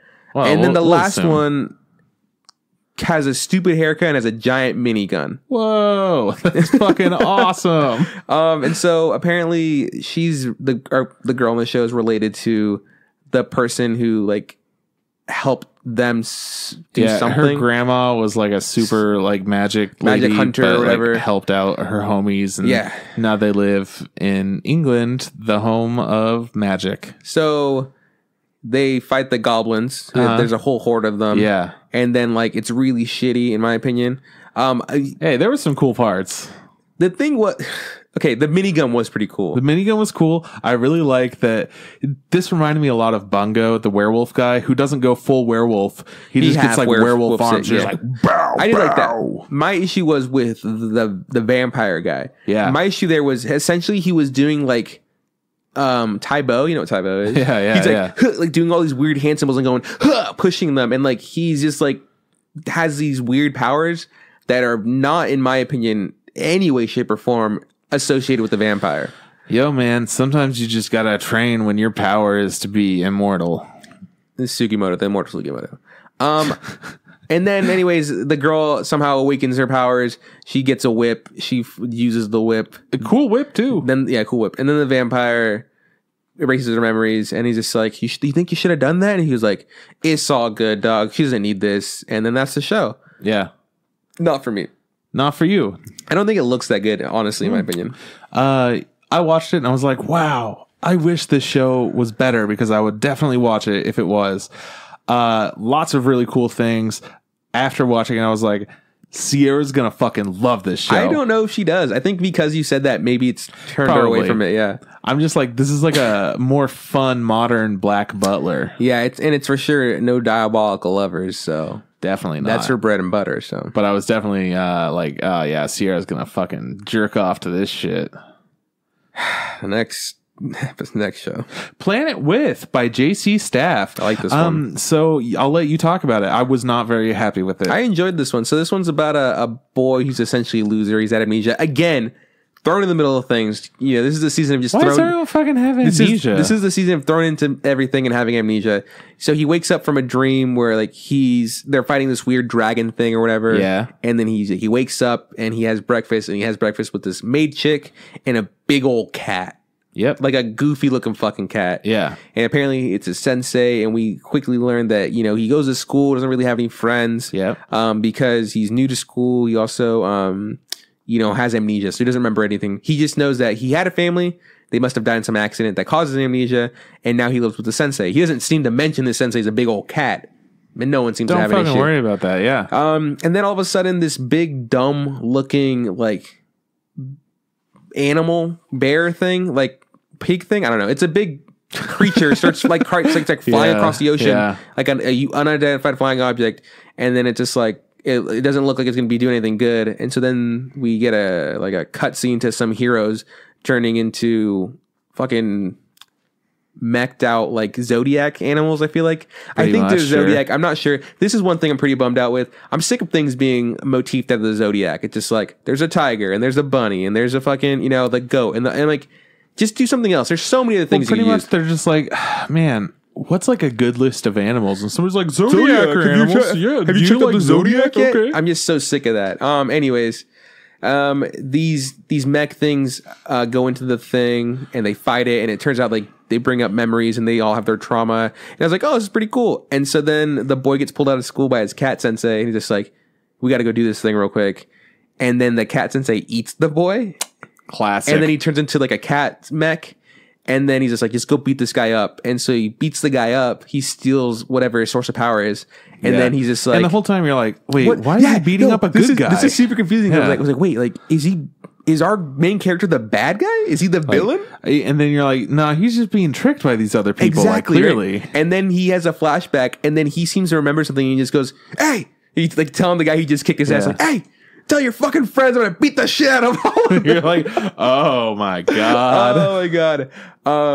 I don't know why. I've watched 2 episodes of the show. I seem to enjoy it. I get a kick out of it. Even the annoying bit with like the main character has this thing where he wants to eat meat. He can somehow never acquire meat. Like he just can't. Like, we need more meat. Someone gives him food and it's just like they promise him katsu, it's soy katsu, or like an omelet, and it's like it's like tofu omelet. He in the second episode, someone sits down. The guy he beat up sits down next to him, and he's like, he sees that he's crying, and apparently the mask. Remember that dumb mask he was wearing? Yeah. It like hid his body, like it made it so you couldn't remember who he was. So the kid didn't know who he was, and the guy didn't know who the kid was. And so he's like looking at his buns. He's like those meat buns, and then he's just like, "Oh, do you want one?" So he gives him one, and he's like about to eat it. He's like, "Oh, kid, you better run away! Like there's fucking things going on or whatever." And so he bites into it, and guess what? Soy. It's bean paste. Yeah. So I don't know why. I seem to enjoy this show. Good, man. I didn't like at first the 3D like superhero mech things, but I'm okay with it. This is a manga that's actually currently simul dubbing. What's the word for this? It's being released simultaneously on Crunchyroll, so you can actually read it there. Yeah, cool. Which is interesting. So I'm liking this show. I'm going to continue to watch it. I know maybe you don't like it, but it's not for me. Yeah, but that's okay. You know what is for me? Yeah. Cells at Work by David Production. Yeah. I haven't talked about too many shows that I've liked this season so far. I've said I'm going to keep watching Angels of Death, but that's it. And then say you liked it, yeah. Finally, we're on to Cells at Work, and I really like this show. How many did you do? 3 are out right now. I've only seen 2. I think I've seen 2 also. But I was, we've talked about this. Yeah, we were expecting to kind of like it. Yeah, well, I told you, like, man, I've been waiting to see this. Like, I wonder what it is. I'm so glad, first of all, it's full length. It's 23 minutes. It's not like a short thing. And obviously, I guess, we assumed it's going to be some sort of slice of life, right? Yeah. And it kind of is. It's a slice of life that explains how the body works, and there's all these cells inside of it. It's Osmosis Jones, the anime. Yeah. The theme song comes on, and I'm like, I don't know how I feel. And it's like, cells, we are cells at work. Yeah. Cells. And you're just like, okie dokie. All right, man. But then it jumps right in, and it gets in there, and it's just like, oh, check out these anime characters. Aren't they fucking kawaii as fuck? Yeah. Hey, check it out. There's like an evil villain. And then I'm like, oh, this reminds me of like every shonen ever. Yeah. And then the evil villain just gets fucking murdered. Thrashed, Absolutely destroyed by this terrifying looking white blood cell. And they just have knives. They don't have any like special weapons. Yeah. They just have little fucking daggers. It's super funny because like all these characters, like the red blood cells, its job to transport oxygen or whatever, super ditzy bitch trying to can't do her job. And then shit pops off, white blood cells show up, and they're so intense, and they're just like, they're literally like kill, they're essentially murdering these bacteria, and then they go back to like the red blood cells are like, hey, thank you so much, and he's just like, oh, hey, don't worry about it. It's my job. No big deal. And then they get a little sensor, like a radar thing go off, and they're like, oh, there's more. Kill. It's like, they have to go and it's murder. essentially a switch. It's super charming. I don't know. You were saying when we were in Anime Expo, the first episode dropped, and someone posted Cells at Work is like 2000 and something, equivalent to 2000 and something like SpongeBob SquarePants. Whoever said that is wrong as fuck. Yeah, because this show is solid. What the fuck are you talking about? Dude, yeah, I fucking love the platelets. Yeah. Oh my God, do I not love the platelets. So hang on one second. Show starts out, it's got that whole thing. She's trying to deliver oxygen. There's a whole deal with all of the paths have been blocked off, and like there's construction everywhere. And then we get to see these boys. Oh my God. So they're just these adorable little kids. They're like kindergartners. They get like what? They got little boots on. They got little yellow hats on. They got like big ass t-shirts, like long ass blue t-shirts. And the leader has a little whistle. Right? And she's just like, all right, everyone. They get to some stairs. They're carrying a giant box. Yeah. And then she's like, oh, okay, hang on. And she takes like one step down the stairs. Like a kid. It's okay. Yeah. And they all slowly start like going down the stairs. My favorite bit, fucking hilarious. My favorite bit is when red blood cell and white blood cell are trying to get somewhere, right? And then they're like, hey, you got to stop. Like the platelets, like the little kid's like, hey, you can't come through here. We're doing stuff. And they're like, what seems to be the issue or whatever. And he goes, well, someone delivered these things, like they delivered like these packages, like, but they didn't open them for us, so we're having trouble open. So like then you see a shot of like these big old crates, and they're just all trying to like reach up to the top of it to open it, and then it goes back to red and white blood cell, and they're just like, oh my God, they're so cute. And they fucking are. They're adorable. And then, so we get through the episode. There's a whole thing with like, oh man, the villain was there the whole time. And then he's like going on a murder and killing spree, and it all works out in the end. We have a fun ass time. And then it shows the credits, and it's just the white blood cell like pushing her oxygen as the platelets like sitting on top of it with her whistle like rocking back and forth. It's fucking adorable and so great. And then episode 2, just ignoring the whole plot part of it.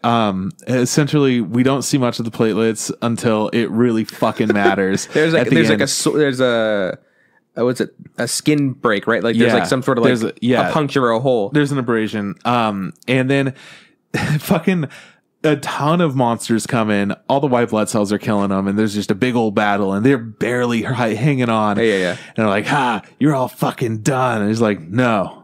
Wait for our secret weapon. Yeah. And then all these the little platelets come out. Just run in. Like in the middle of like a battlefield. Like, come on, be careful. And like make sure your hat's on right, you know, or whatever. They're so cute. And they just fucking weave through this whole battlefield and get down and build a giant, like they start healing and creating a blood clot. Yeah. Oh my God. Yeah. And it's so adorable. I love it. The platelets are by far my favorite. It goes platelets and then it goes the white blood cells. Yeah, absolutely. Like those were the two favorite. Like red blood cell, I mean, they're fine, but this one, she's so dumb or whatever. Yeah, she's dumb. Fine, whatever. She's sweet. She's cute, whatever. And that's great for an anime character. Mm-hmm. She's the only reason she's our main character is because we get to see the other characters who are around way better. her. Yeah, exactly. And I'm okay with that. Sometimes it's cool to have a character who knows what the fuck's going on, but it's cool that like everyone needs to help and function together. So we just get these little things from time to time. For sure. I'm way glad that this show has turned out the way it is because I am really enjoying it. Has great action sequences. It's just, oh man, watch Cells at Work. It's got adorable things. It's got cool things. It's got violence. It's got it all. Yeah. Yeah. It's a great show. I'm ready to see more. And it is a slice of life, which, you know, makes it easy to watch. You could bring a friend over and be like, hey man, you want to learn about the body, homie? Yeah, like let's watch some Osmosis Jones and pop on anime, and they're like, this is adorable. I love it. Anyways, we're talking about another show that's pretty ridiculous. You like it a lot. What is it? It's called Asobi Asobase, Workshop of Fun by Lerch. Right. So this one, I can't remember the name for this one. But this one's about 3 Japanese girls, right? Yep. And 2 of them obviously are Japanese. One of them looks like a foreigner. She has like this is like a funny bit. Blonde hair, blue eyes, looks like a white chick, right? Her name's what is it? I think is it Elizabeth? Sure. Lisa. It's some very generic. Yeah. Erica. I think it's Erica. It's some really generic white girl name. And you know, she's hanging out with this chick, and she's told everybody that she's a foreign exchange student. Why? From, who knows? From the United States or whatever. And then we quickly find out that she's actually, I mean, her parents are both of like not Asian descent. They are both white people, but she grew up in Japan. Yeah. So she doesn't know like English as well as. So she is Japanese essentially. Yeah. Culturally, she grew up Japanese. She speaks Japanese, but she likes to pretend she's foreign because I think she said like people treat foreign kids better. Like they're like, oh, I want to be friends with the foreign kid or whatever. So one girl is just kind of hanging out with her because she's a dumb bitch. The other girl has glasses or whatever, and she's just minding her own business and wants these 2 fuckers to shut up. Yeah. And, you know, they get into an altercation and, you know, they obviously don't seem to like each other too much. So this is all taking place in a classroom, yeah, by the way. Yeah, classroom setting. It's also, I think you consider it a slice of life, right? Yeah. We quickly find out that our glasses girl is really bad at English. Absolutely. And so her solution is to go talk to the American student who is not American, right?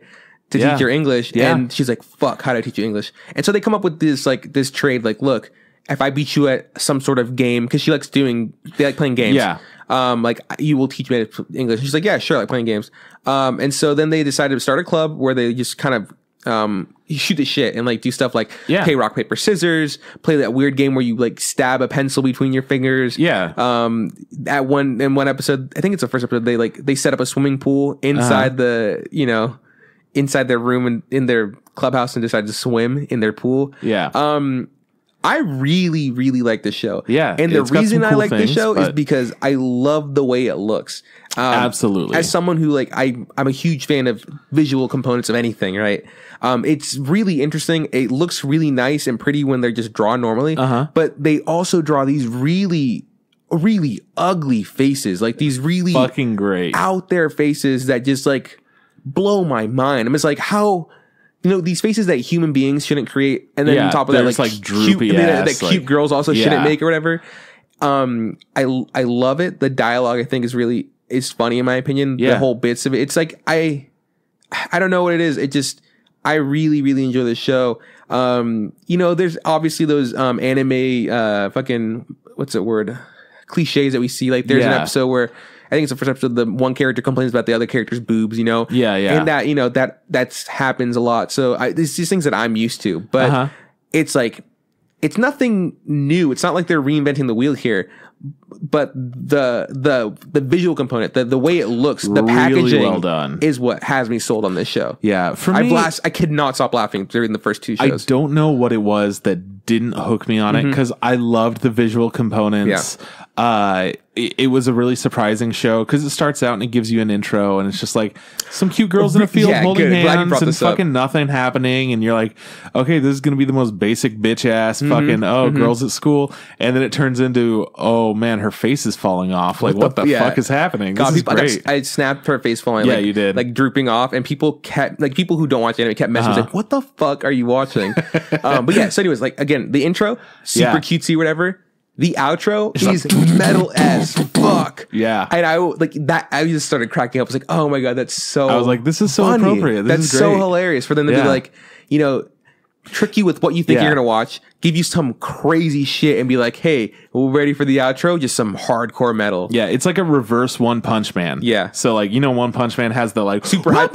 Yeah, super hype. Yeah. Then the end is just like a cat sitting on a windowsill and just like grocery stores, nothing important. I'm kind of bummed out that you're not as excited for the show as I am. But maybe I'll watch the second episode. Maybe I'll turn a new leaf. I really enjoy it. And this is coming off the backs of watching Hinamatsuri, which I felt was like a really good show. Yeah, you keep finding all these like little hidden ones. Yeah, you know, it's a good one. I never would have thought that this was something I would really like. I guarantee you, if people check this out, they're gonna have different reactions than they expect they'll have. Oh yeah, no, like this is such a different show. I think everyone should see it. If I keep finding like videos of like snippets from the show on Facebook. I keep posting them because I'm like, since I really enjoy it, I'm gonna post them.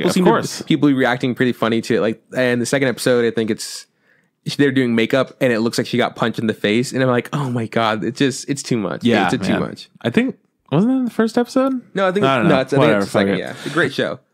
So next up, we're going to talk about Monster Strike, made by Studio Hibari. Do you remember the show? Yeah, I do remember the show. Okay. So essentially, a transfer student can't remember shit. He's got amnesia. I just realized his kid has amnesia. Guess what? It's fucking the same as every other show, and he ends up playing a phone game. Yeah. So in this show, like that's the show. So he moves back to like the town he used to live in, right? Yeah. And he can't remember anything apparently because his memory is garbage. It's not like it doesn't even say he's amnesia. It just says he has a bad memory, but his little sister remembers everything.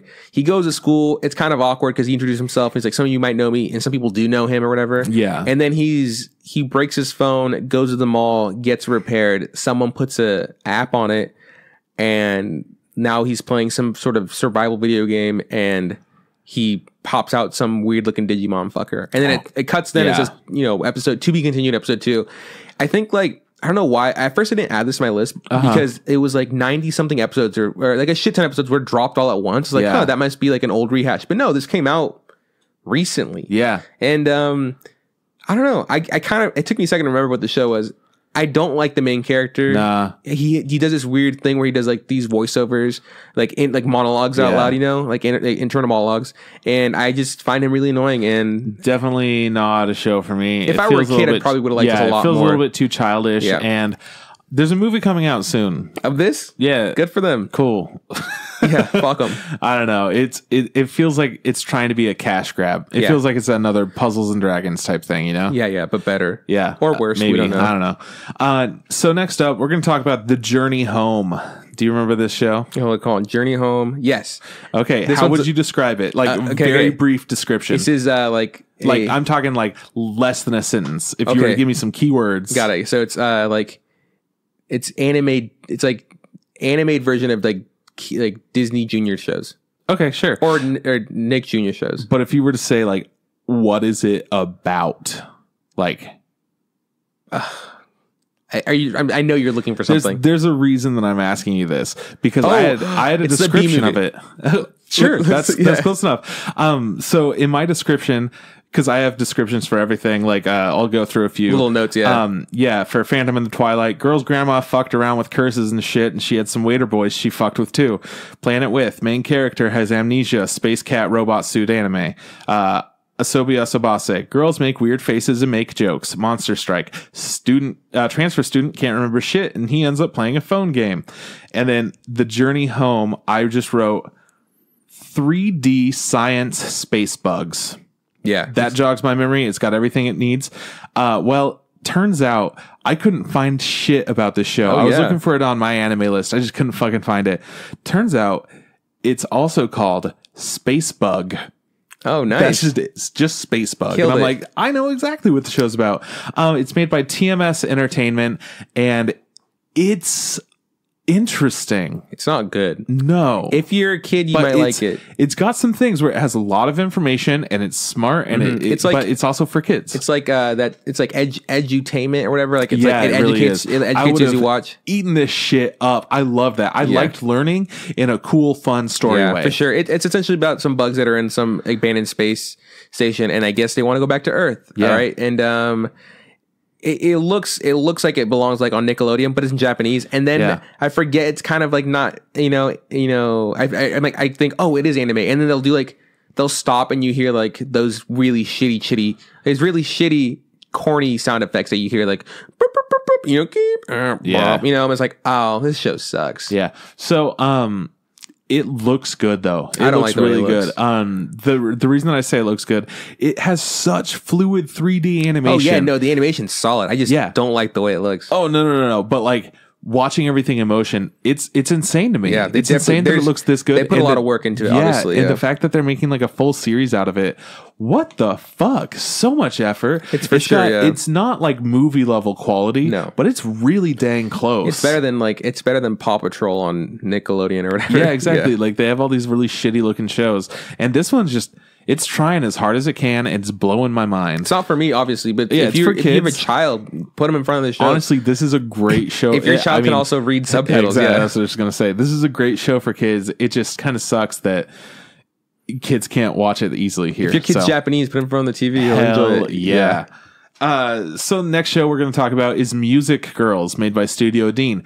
This is also a hard show to look up on the internet. Yeah. Believe it or not, when you're looking up Music Girls, my anime list, it doesn't just go like, oh yeah, I know what you're talking about. It goes, here's a bunch of shows about music girls. Yeah. Like, you top 10 fucker. shows about music girls. Yeah. And my note for this one, pretty might I add, girl who thinks idols are monsters sees a Japanese idol show, and she is a natural idol that can't sing. This show sucked. I really don't want to talk about it. I didn't like the way it looked.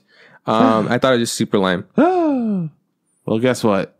It was fine. So essentially, this girl is going to Japan. Her parents used to live in Japan or some shit, and she's super excited to be there. And she's getting all stoked. She's like, I want to see these fucking idols. I love idols. Blah, blah, blah, blah, blah. Idol. She was talking about monsters the whole time, but there was an idol show going on, but it's this C rank or C popular. I don't know what they fucking call it, but it's like a not popular idol girls band. Yeah, it's like a shitty one. So they're performing at the airport for whatever reason, and they have a manager there, and he's, looking around for like that, like it factor, and then he finds her, and he's like, holy shit, this is gonna definitely boost Pine Records, which is the record company, and they're gonna fucking kill it. Look at her, she's a goddamn natural. And then they have her, and they're like, oh man, yeah, can you just do like everything? Like, check this out. This is going to be amazing. She watches the girls like dance and sing. She's like, oh yeah, for sure. That's hard amazing. That? Yeah. You guys are doing great. Like, and then they're like, we're idols. And she's like, fuck you. You're not monsters. You don't know shit. Like, well, we want you to perform with us. She's like, okay, sounds fun, I guess. Whatever. I don't care. I'm just like a girl in Japan and talking to a bunch of fucking strangers in a foreign country. Whatever. Totally normal. And she goes on stage, and then the manager finds her mom, which her parents were just like, the fuck is she? Seems like something she might do. Run away in an airport and just be away from her.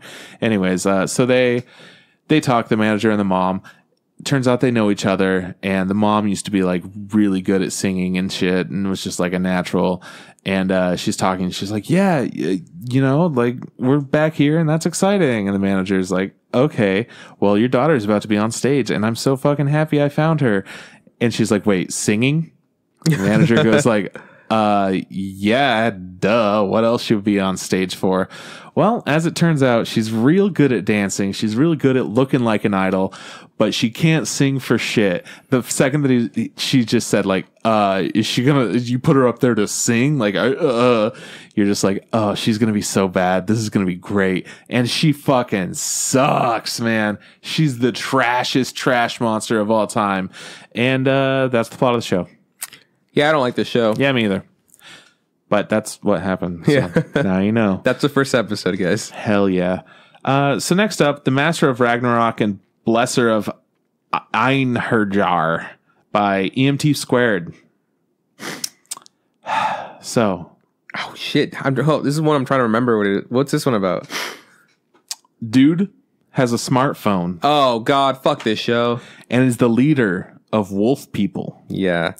And goddamn, is it ecchi? They're actually not wolf people though. They're just it's the wolf clan or whatever. Yeah. Yeah, whatever. You know, fuck it. So this is a mashup of okay. This is also a rehash of like is when you have your smart world in a different universe. Yeah. Plus what's the other show? Plus like Gate or Log Horizon or whatever. So this guy's stuck in this other. He's stuck on Earth. He finds out he's stuck on Earth at a different time, and he has a smartphone that somehow has reception, and he can use the Wi-Fi or email, to look up stuff about like battle tactics. And he's the best guy ever, and every girl in the show wants to fuck his bones. They're all pledging their allegiance to him, either being his like his little sister or their what's the other one, brother? Yeah, I don't know anything, man, or daughter or whatever. And it just like. This show sucks. It's ugly. It's not like it's not visually animated well, and there's also like really shitty jokes. There's also a point where like his in quotation sister is just like, oh, you're awake, right? Oh, looks like you have a boner. Don't worry, I'll take care of that. Sometimes people need to get their boners taken care of by women. And then his in quotations daughter's like, use my body. I was like, oh man, fuck this show. Yeah, essentially it became like, yeah, we're gonna get ecchi here because leaders, they have all this pent up rage, but then they could think more clear when they get fucked on. He's also like the best, like such a good guy. He's a good dude. And you know what I realized? Why is it that in every harem show, they're like, I don't want to have sex. Every girl wants to fuck that one guy, but that hard to get, man. But he happens to be the hard one. To get. Don't worry about it. He's the one guy in the world that's like, sex, not for me. I'm all about friendship. What is that?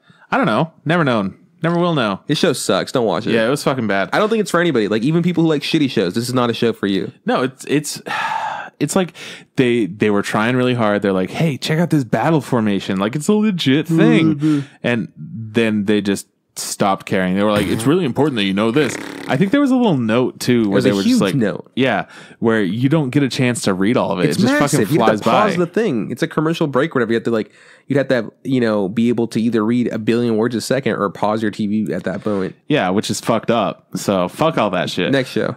So next show is my new number one vote for Kyle to watch for Trash Pile Anime. Yuna and the Haunted Hot Springs by Zebek. So this is about a guy who has the ability to exorcise ghosts, right? Yeah. But he can only do it by punching them. Hell yeah. Which, first off, fun and dope. Yeah. So then it turns out he's going to go live in a bathhouse because the rent's super cheap. And the reason the rent's super cheap is because it's haunted. Oh, shit. That's not good. Wait, but he could just punch the haunted Absolutely. things. He can just punch this is like free. Yeah. So he's just like, oh, cool. I'll just expel this ghost and just live here for free because no one wants to live here because it's haunted. So he's in the fucking hot springs and turns out the ghost shows up and it's a sexy girl ghost. Oh, shit. And guess what? What? He can't exorcise her because the only way he knows to exorcise ghosts is by punching them. Oh, no. And he can't punch a girl. Oh, no. So now he's just haunted then. Yeah, he has to live in the same room as the girl or whatever, and she's just super hacked. It's fucking hot, and she's got big old boobs, and she's naked. And all his neighbors are also girls. One's a ninja, one's a sexy cat, one's like a teenage girl. Why do they live there? Because they're also spirits or degenerates or something like that. Yeah, they're just fucking and then weirdos. One's a drunk with big old tits. Yeah, essentially they're just weirdos who are willing to live in a haunted place for cheap rent.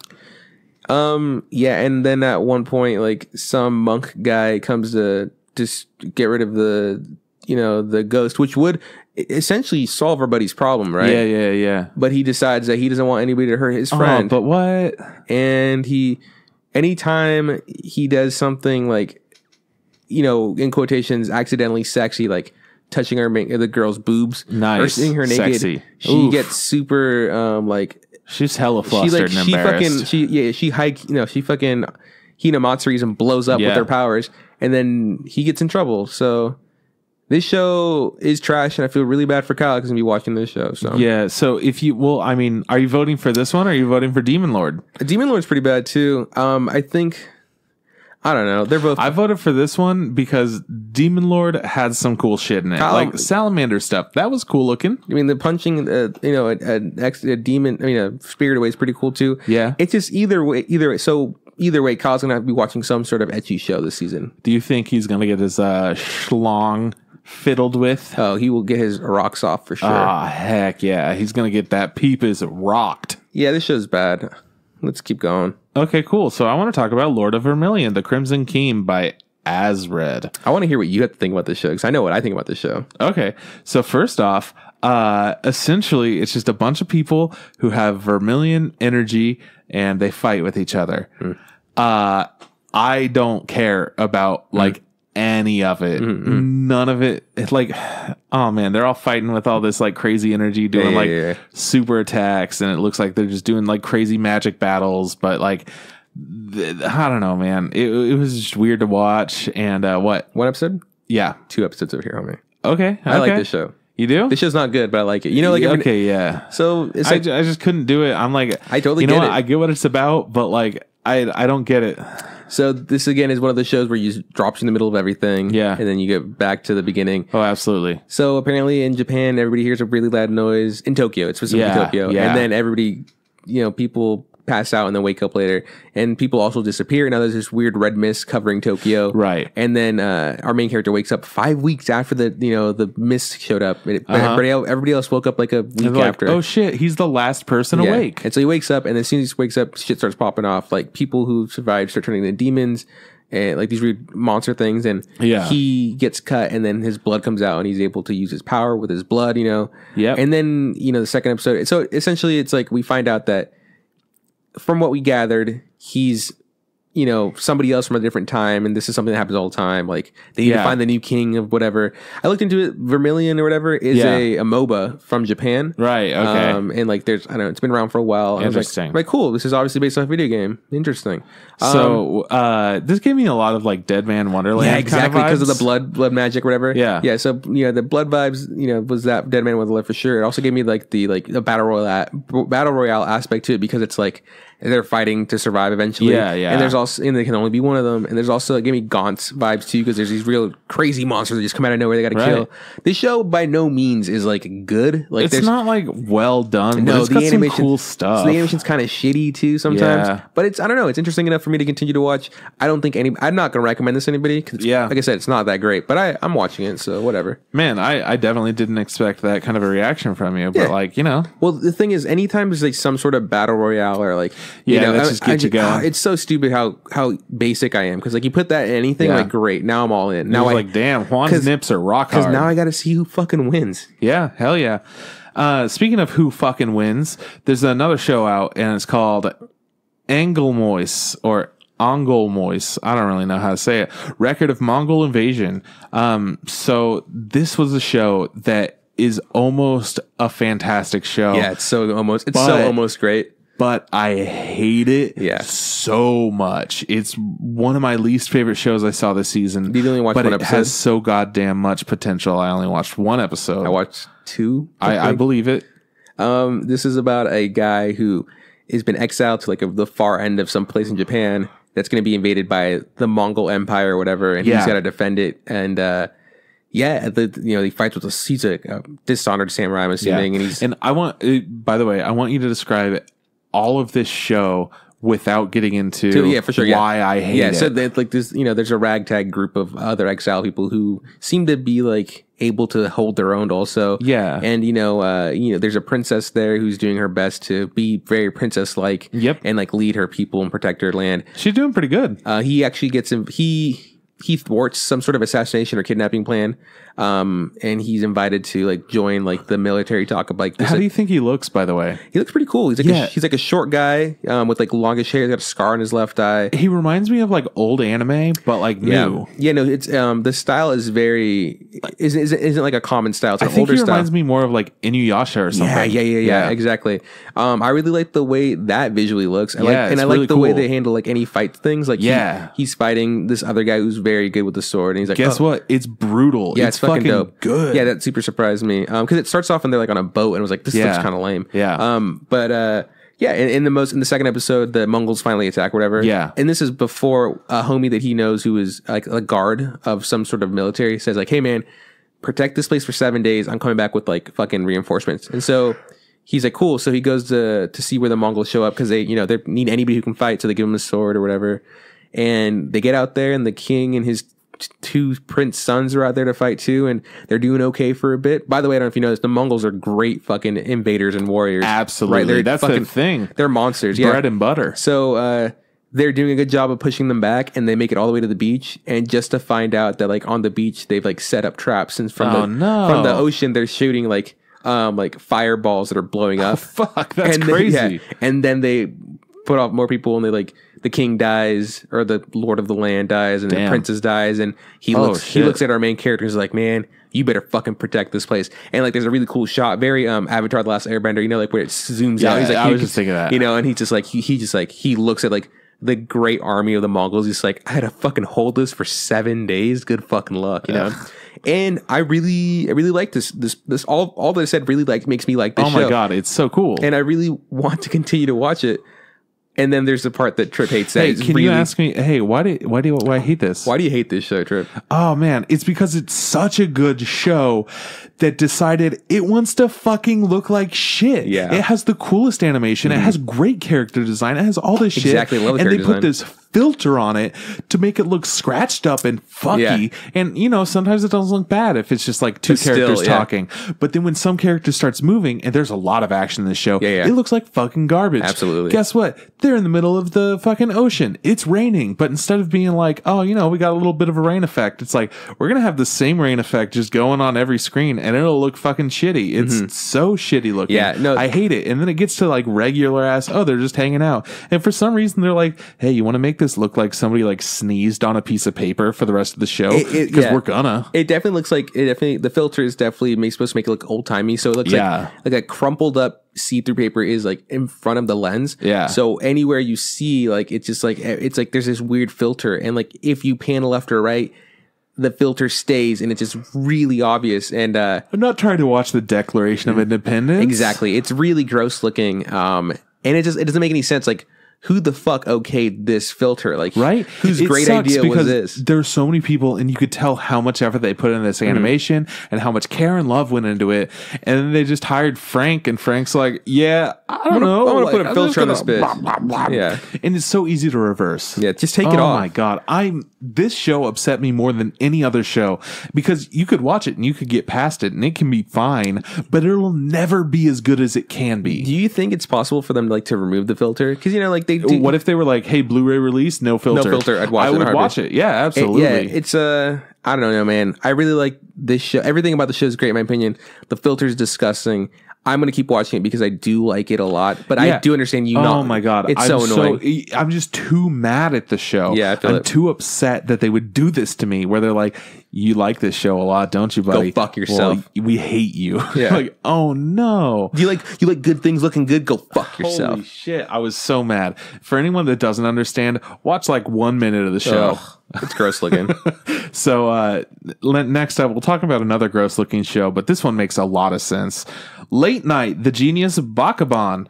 It's an old ass comedy show made in like the 60s, and it's had different iterations through time. This is really similar to Osamatsu. Yeah, Mr. So like Osamatsu, brother yeah. shows, yeah. And they revamped this one, and they really fucking drove it home, making it revamped. Long story short, it's being made by Piro Plus. Yeah, for like adults. Yeah, like Piro makes like Naruto and shit. Yeah, I know, but like plus, but Piro Plus, I was like, whoa, I've never heard of you. Because this is like an MA rating or whatever, because it's not supposed to be a kid's show. It's supposed to be like a late show. This or is whatever. like a Shinchan kind of thing, exactly. I guess. Yeah. So this is about a dad, his kid, his mom, and his wife, and his daughter. Yeah. And their life, and there's a bunch of reoccurring wacky characters. And the first whole episode is them wanting to be new, and so they do a bunch of stuff like change their voice actors, and then change the way they look, and then change their sex, and then change their aspect ratio, and then they change their son into fucking six tuplets, and then they change it to like a completely random character, and then they put Hooters all over the place, and like actual like the restaurant Hooters. Yeah. This show, then at the very end they scratch it all, and then they just do the regular show, and they have a revamped like color palette and and style a little bit, and like cool. This looks interesting. Yeah, I don't want to watch the show. It's like Osamatsu did what I wanted it to do. Yeah, it was funny. Bakuban is like, I don't know. It feels like it's trying to ride on the coattails of that, but it's not doing it as well. Exactly. But I think it would do very well on Adult Swim. It's very Adult Swim-y vibe show, and I feel like it would kill, on like if I was like a Japanese guy that understood all these references. Hell yeah, I'd get them. But this show's not for me. I like the way it looks, the new style, like the new style of it. I'm like, oh, cool. I like that color palette. I like a lot of the things that it did. It's not for me. It was fun to watch. I'm actually really happy that I got to see this show. Yeah, it makes me want to go watch Osumatsu more than this. Honestly, yeah. I still remember that penis competition oh my God, thing. Yeah. It was fucking hilarious. Yeah, I did not expect go that watch happen. Mr. Osamatsu. Yeah. It was great. And there's the second season coming out, or it came out or something, I think it came out. Fucking cool. Love that shit. Next, we're on to all of that, by the way, was on Crunchyroll. Now we're moving on to Amazon Prime. So on Amazon Prime, the first show we're going to talk about is Seven Senses of the Reunion, made by Studio Lerch. You missed one show. Oh shit, what? It's the show that's like the spinoff of that KG show or whatever, that middle management show or whatever. Hold on, let me see it. Because there are a couple that I didn't go over. Like it's called Mr. Tonagawa. It's like a middle management. So remember that KG show I told you about? Like it's a show where like the guy has a bunch of debt or whatever. Oh yeah, no, I didn't go over that one because it's that same series. So I just decided it's a whole spinoff. I watched about 5 minutes and I'm like, okay, no, this is like kind of another thing. Yeah. So I didn't actually watch that one. But I watched all that one. Let's talk about that. The thing with that one was I like KG, right? Or I think that's how you pronounce it. That style is interesting, in my opinion. You seem to hate it. And that show actually has a plot. This one is a spin-off of that, and it's essentially about a guy who worked for the company that puts together all these really fucked up, like, survival games for their debt or whatever. Yeah. And his job is to, like, he just wants to do the best he can, and so he's a manager, essentially. And he's in charge of setting up the new game or whatever. And the whole bit for this one is he's trying to learn everybody's name. It's super hard and it's supposed to be funny, and it's not. It's not a good show. Yeah, this is a middle management blues, Mr. Tonagawa. That's the one. Yeah, I didn't think it was that funny. It's supposed to be a funny show, and I didn't think it was that funny. It was the issue. And nothing really happens like action wise. That's what I was just gonna ask. It's more like a ha ha ha, isn't like a situational stuff. Like this is funny at the moment or whatever, and like a bunch of things like that. But there's no real plot to this. I just wanted to bring it up because you missed it. But I'm happy that you did bring it up. Madhouse is making this one actually. Yeah, fucking I'm glad they're doing this. They gave up doing fucking One Punch Man. Fucking idiots. Yeah, kind of weird, but hey, whatever, it's fine. Yeah. Madhouse is fucking up every once in a while, and that's fine. Madhouse does rules. Cool. Let's get into Seven Senses of the Reunion. This is I don't know if I should describe it the way that the show actually is or how I can remember it. I can describe it just describe it the way you remember it, because it's the best way to do it. Okay. Anohana plus Sword Art Online. Exactly. That's it. Yep. That's the show. I don't think personally it looks visually all that great. It's okay, I guess. I thought for a second it was going to go a different route, like a different like way of things, whatever. Yeah. And then when we come to the point where this show turns into Anohana, I was like, "Whoa, cool! I'm done. This show's done for me." I watched 2 episodes. I'm done. Yeah, I'm gonna keep watching it. I actually like it. I like the way that the characters look. I'm excited for more game stuff for sure. It's got some cool stuff. It definitely isn't for everyone. But I like the concept of it. I like that the friend group is kind of gonna get back together. I really enjoy things like that. Like, but the only issue with this is like the whole friend group getting back together. They're essentially like, there's no real issue really. Like getting back together, I feel like they've already collected 2 of them. Like one of them is like, I'm down to help you. I'm gonna get over this. The girl obviously loves our main character. She's gonna get over it. It is. It's just, why would you make another Anohana? Anohana is already so great. Yeah. No, that's true. But yeah, I don't know. I want you to watch this and let me know what you think, because I just can't picture myself enjoying this. I'll keep you up to date. The second episode was it was okay. It's essentially like forever ago, back in elementary school. Yeah, I was looking at you had some shit on your shirt for a while, but I was like, I don't know if I should bring it up. I think it's from your headphones. That's what happens. Yeah. Anyways, these kids in elementary school were playing virtual reality MMO together, and then this big old dungeon has existed where when you go in there and you wind up like if you die, it deletes your character or some shit. Actually, I think it's if you die anywhere in this game. Oh shit! Anywhere. It's a permadeath. Like you just always die. Okay, well, and you can't come back. Yeah, so that's pretty fucked up. So there's a lot of stakes in this game or whatever. Yeah, but these kids are fucking great. Everyone knows that they're so fucking good. They're Subaru. Their name is Subaru, which I'm not sure if that's like an amalgamation of all their different names or what's going on. That's a good idea. I thought maybe Subaru probably means something like maybe it probably means like fast or something like that. It means something. I don't know. I know that the Japanese name for the show has Subaru in the title. Yeah. Anyways, so these kids, they're going to the hardest dungeon. Nobody's ever beaten it before, and they're just fucking trying to do it because they have somebody on their team who essentially has like foresight, and they could see any kind of attack that's coming at them. So they get a girl she's super OP. Yeah, she can see the future, and she's overpowered in a group. So they're going up against it, and some fucked up stuff happens. She winds up getting killed, and in the game. So there goes her character.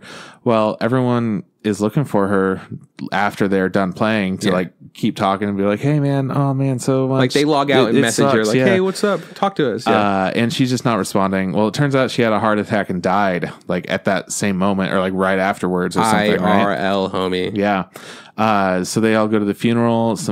One kid blames our main character because he was the one that encouraged everyone to go in there, and she sacrificed her character's life for saving him.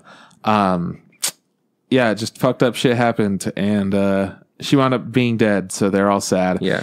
But then the game comes back later. They're doing like a reunion thing. Yeah, like 6 years have passed or something like that. Yeah, and they're like, "Hey, come back to the world! Like crazy event. Only special people get it that had like special things when they first played it." So then everyone starts coming back, and then he's out there and he meets up. Like he's with a couple of friends that he just knows from school or something now, and they go and they do this little dungeon, and like a low level dungeon, and it's super fucking easy for him. And then the dungeon starts changing, and it's like a weird chamber, and he goes in and there's just a treasure chest, and like, this seems weird. He pops it open. It's his old friend that's died, except she's older and she's alive now. Yeah, but she doesn't remember anything in between that time and now. She thinks it's the same day, and she's like, "Hey man, what's going on? Like, why do you look different?" Blah, blah, all this stuff. I think one thing you missed up on, you didn't miss up, the thing you missed, and I don't, maybe it wasn't, they didn't do a very good job making it clear. Apparently this, because the game used to be called Union, right? Yeah. Now it's called Reunion, right? Yeah. Because it's like, it's been 10 years since we launched Union. It's time to launch Reunion or whatever.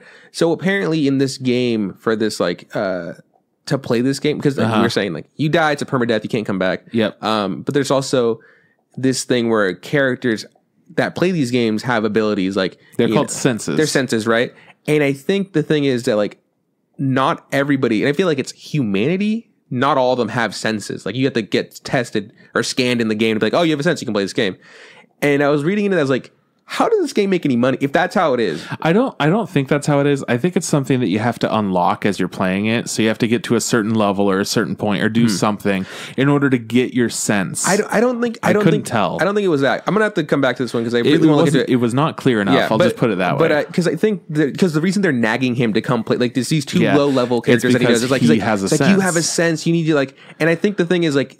Well, he has a sense on his old character, and a lot of people. And he's allowed to play. And the thing is, like, they need somebody to come in and play with them, and they can't find anybody else to do it. And so it's him. I want to look into it. I think if that is the thing, if you need to have some sort of like weird genetic thing where you have a sense, you know, like her sense power was like to see the future, or whatever. You know, like one guy was a breaker, essentially breaks anything he touches. Right? Yeah. If you have these abilities, because some of them are just way too strong.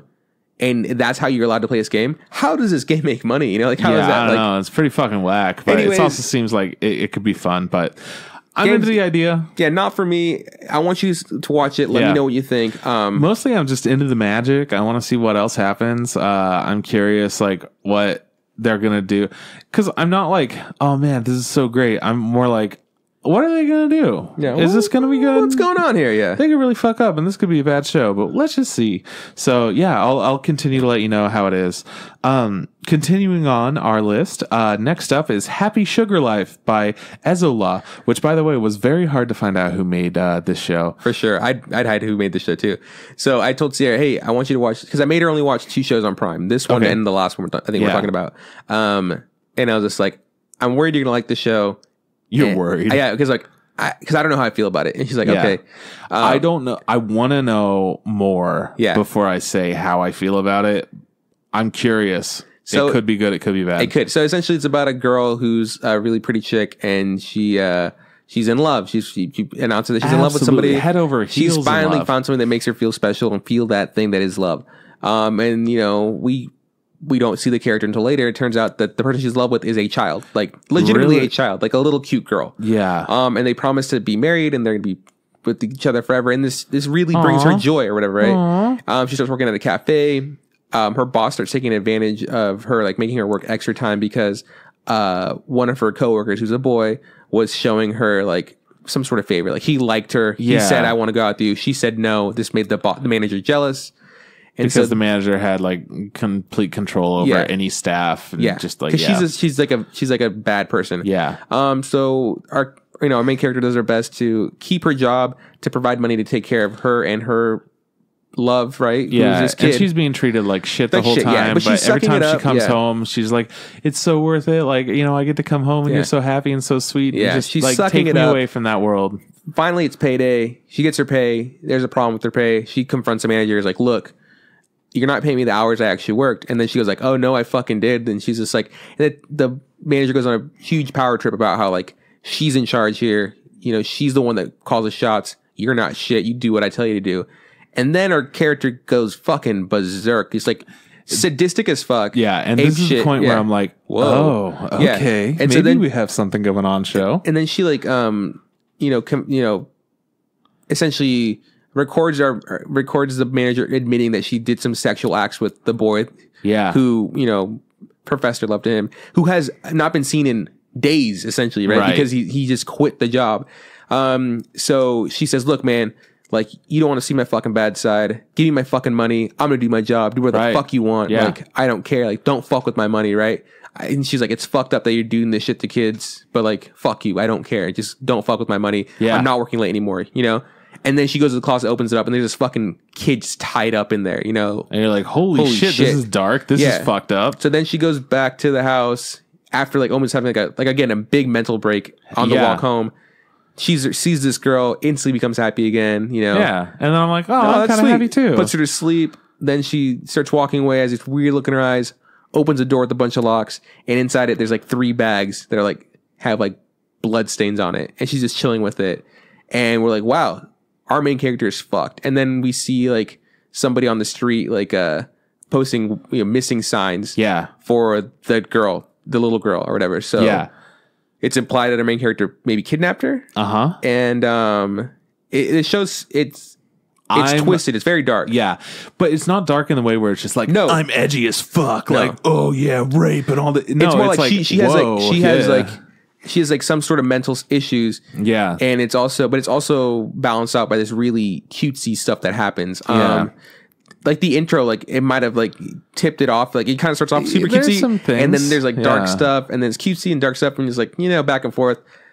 Sierra said she loved it because she likes crazy characters and stuff. I was like, great. There's this movie, I'm forgetting the name of it, but it's about a vampire. I know that it was originally it was a European movie, and then it got made into an English movie. But there's a vampire chick, and she's pretty young, and then this older guy is like living with her, but she winds up meeting like somebody else, and they start like having a little bit of a relationship going on. Do you know what movie I'm talking about? Fuck, it was really good. It's a fantastic foreign movie. I guess the English remake was not that great. But it kind of gave me some of those vibes. Yeah. Where it's just like, this isn't okay, but who knows? Yeah. I don't know enough about this. I don't know. I'm really intrigued. It's interesting. Again, I also don't know how I feel, but it does visually look pretty cool. Our main character is pretty fucked. Yeah. I'm going to see where this goes. Hell yeah. So next up, we're going to talk about a little show called Grand Blue Dreaming made by Zero G.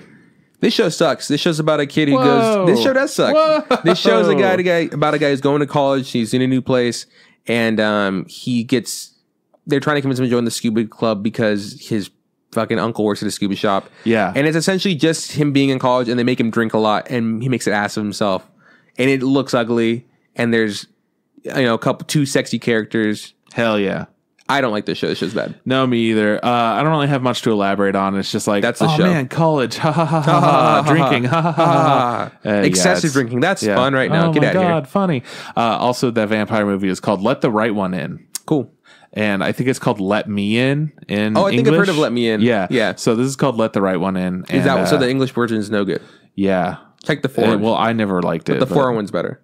Definitely really good. It used to be on Netflix. I don't know. Cool. If it is. Let's go to the next Grand one. Blue Dreaming sucked. Dropkick on My Devil, made by Nomad. How do you feel about this? Also shit. Sucks. So you like this show? No. Okay, because don't fuck with me. This show also sucks. It's essentially like the Dragon Maid show, but worse. Well, and it doesn't look good. It's way different. So essentially, we have this one chick who, I don't know what she is. She's a snake lady. She's a demon. Yeah, some kind of a demon. And she is up to no good, and she wants to like fuck with this just regular ass girl. But the regular ass girl's really good at killing this other chick. Yeah, she ain't having it. She's like, fuck you. Murders her all the time. And apparently she's cool with being murdered because, you know, she just regenerates everything and she's totally fine and pretty much just immortal. There are a couple other homies. There's a Medusa character who looks like Cleopatra. Yeah, essentially. And I'm like, I mean, I kind of get, you know, whatever. Yeah. She's got a snake thing on her head, whatever. I think the other one's like I want to say she's like a cow person. I imagine she's kind of like a minotaur or something like that, but I don't she's know very what cow she is. person-y. Yeah. And then there's an angel who lost her halo. Yeah. And she's like the most miserable angel you've seen. She's always starving. She's just pitiful. Yeah. It has some funny moments. It's pretty extreme, but it's very like, haha, look at this, ba ba ba. And it just doesn't get me going. It is like a cute girls doing cute things, but like extreme and violent. Bitch, so it has a couple of funny elements, but it's nothing that I would recommend to people. No, not at all. But kind of a fun show in weird ways. Yeah, if you like it, that's fine. I'm not a big fan of this show. I definitely wouldn't. I only watched one episode. I don't want to watch anymore. Yeah, I'm cool with that. And this is the last show on our list. Yeah. Last show, woo. It's called Banana Fish, made by Mappa. Okay. Do you guys remember how much we liked 91 Days? Yeah, I liked it a lot. I don't. Yeah. We watched that forever ago. Okay, well, 91 Days was a really cool show. It took place in like the Prohibition era, and it was like this very dark kind of like, it felt realistic. Yeah, it's like a mobster movie. Yeah, it was really good. This is like that, but in like modern times. Yeah, so it's about a boy who's the leader of some sort of gang, right? Some gang in LA. Yeah. And then a Japanese boy who comes into their... He's a journalist. He's a journalist, and he's taking pictures with his journalist buddy. Yeah. And he gets caught up in this whole mess of, you know, this other guy's life. And, like, you know, there's this whole conspiracy of this banana fish thing. Which weird fucking name. Well, it turns out that's what people are saying when they die. Yeah, it's also... after using some kind of a drug. I think I've watched all 3 episodes that are I out haven't right watched the third, but I watched the second. It's based off of somebody's book or whatever. Like the banana, some sort of banana fish. That's what it is. But it's like I said, it's a very compelling story in my opinion. I love this probably show. My favorite show of the season. I mean, you know, excluding My Hero. Yeah, My Hero is obviously my favorite, but this is my favorite like new show. Yeah. This is a brand new thing, and it feels great. Cells at Work is a lot of fun, and I'm really having a good time with it. This is a compelling story. This is so much better. Yeah. Animation's incredible. Story's great. Characters are great. It has some really fun parts. There's a whole thing like they're running away and they're trying to escape. Like they're running for their lives. And turns out Japanese guy was a pole vaulter. So in college, he's like pulling off some metal off of a wall, and you're like, is this motherfucker about to fuck someone up? No, he's running away. He's good at pole vaulting. Oh god, so I love that scene. It was so cool. It's really beautifully animated. Yeah. It's like you see like he pole vaults over this giant brick wall, and you see like the reflection through the like the white street street tough's eyes. You know, you see the reflection of his eyes of the guy pole vaulting over the wall, and it's like, wow, that is gorgeous. It was so cool. And you know what? They don't fuck around with violence either. No. Dude, like, even just pole vaulting, he crashes, of course, he can't see the other side, so he crashes into a bunch of boxes, and there was glass in there, so he gets his arm all cut up, right? Yeah, and he's like, goes to the hospital, he's bleeding out, Yeah, exactly. He's just, like, barely living through that. And then there's some sick animation sequences. This is all happening in the second episode, by the way.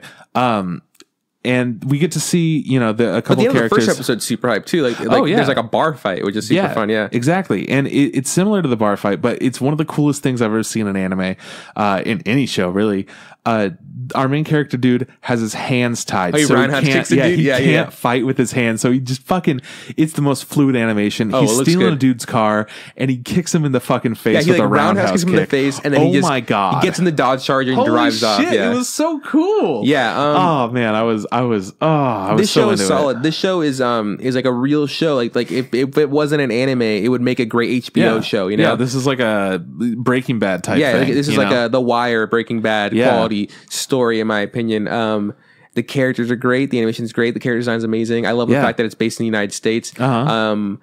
You know, even though it's only been 3 episodes, you know, like I said, violence and death is something that happens or whatever. Yeah. And very quickly within the second episode, or I think the second episode, like I'm already just like, oh my God, man, fuck. Like I'm already like choked up. Yeah, dude, there's some intense parts and I'm like, this isn't okay. We need to get revenge, like now. Fuck them, you know, greasers or whatever. We got to roll, you know. This is a really good show. I keep telling people about this because like, oh, you know, like, oh, what shows? And I'd be like, yo, man, you got to check out Banana Fish. And they're like, excuse me? It's like, look, man, just watch Banana Fish. Like the name is not what the show is. Let me tell you that much. It's very misleading, you know? Yeah. I mean, it starts out and it's a scene at war and some dude just dies and he's saying Banana Fish and he's going fucking whack. He doesn't know what he's doing. And he starts like shooting up a bunch of people. That first scene instantly, my mind was like, what's going on? And I was just like, again, another example of just being dropped into this world. Fantastic job. Really good show. I like it a lot. Yeah. Really dark. Banana Fish so far is the front runner of like new shows that I've seen this season. Absolutely. But yeah, there's stuff for sure this season to watch and that we think is good. There's also shows that we might not love this season, but people can watch. And there's a couple shows out there that are really fucking duds and you should just avoid them at all costs. I don't have a huge list of anime that I'm watching this season. Either, no. But I have a lot more than I thought I was. Yeah, me too. Especially because I feel like this season we didn't have like a big list of things like we were super stoked for. I'm still waiting for fucking Backstreet Girls. Where the fuck it is. I don't know, man. There's a lot of shit that we don't know about. There is this one show that's come out. I don't remember if we mentioned it at the beginning of the episode or not, but we haven't been able to watch it yet since it just dropped, I think today or yesterday. Oh yeah, we were talking about this a second ago. We rent Sukumugami. Yeah, never seen it. Steins Gate Zero is still continuing, so I'm excited about that as well.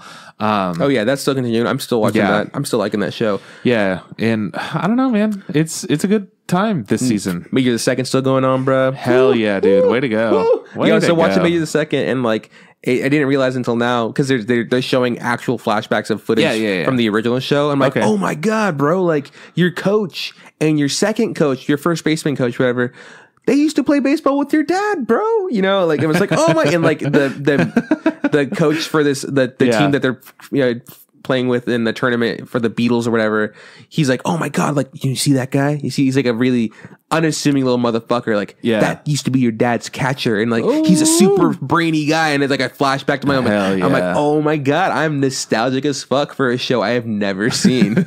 That's always fun. I mean, that's similar to like that other show we were talking about earlier. I can't remember. Evangelion? No, but yeah. I think that's what we were talking about. Is that? Yeah. Where it's nostalgia. Even though we don't know that shit. We don't know that shit. Anyways, that's the 2018 summer preview. It's a long one. This is always a long one. Sorry to have you guys waiting along for so long. But you know what? There's a lot of shows to talk about. Yeah, there are a lot of bad shows that we kind of skimmed over. There's some really bad shows we talk too much about. You know, that's what we do. Well, I mean, you know, sometimes you got to talk about how bad things are. Yeah. Anyways, so that's the show. Next week, I think are we doing Godzilla? Is what we're doing? Go Godzilla. So the second part of this Godzilla movie that came out, this anime came out on Netflix, has just recently dropped. I think maybe sometime last week. Yeah. So we're going to review it. Two ago. Trip wasn't too excited about the first one. I wasn't either, but it ended on a cliffhanger. I'm like, oh, Godzilla. I see what you're doing. But I then, see you. I watched the little preview thing of this one and I'm like, oh yeah, I fucking hate Polygon Pictures. Yeah, fuck you, Polygon Pictures. But if you ever want to suck my dick, I'll suck yours too. I don't care. Whoa, all of it? Yeah, why not? Anyways, that's what we're doing next week. It should be an easy thing to get around to. Anyways, if you like our logo, hit up Aaron from Turby Tops. You know, she's super cool to work with. We might be hitting her up pretty soon to see if she does something else for us. If you like our theme song, hit up Tom Nasser. Oh, we've been having some sort of issue with our theme song recently, and we didn't want to bring it up, but it looks like it's not playing on our phones if it's like an older generation of iPhone. iPhone 6s can't. Which is the only solution, the only like so far like thing we've gathered, right? Because like we don't really know what's wrong. Wait, have you listened to it with Bluetooth yet? What do you mean with Bluetooth? Like in your car, have you listened to it with Bluetooth? I have not. I will try. Okay, so it does not work from speakers. It works from headphones. It works from headphones. Might work with Bluetooth. But I feel really bad because I mean I don't know what people are listening out to. Androids apparently. I mean, well, actually I do. We have the stats, but Android seems to be doing fine. We would really like to try to fix this, but if we can't, just pretend there's a theme song at the beginning because we're trying. Anyways, where can people find us, Trip? Yo, check us out on Facebook. Look up the Instant Ramen Podcast. Same thing goes for Instagram. Look up the Instant Ramen Podcast. If you want to tweet at us, tweet at Instant Ramen Pod. Podcast Interfit. And shoot us an email, instantramenpodcast@gmail.com. We're pretty good at responding, I promise. Yeah. I love you, and good night. Yeah, so that's the show. This is bye from Juan. I'll see you around from Chris. Hey, Trip, don't forget. Just add hot water.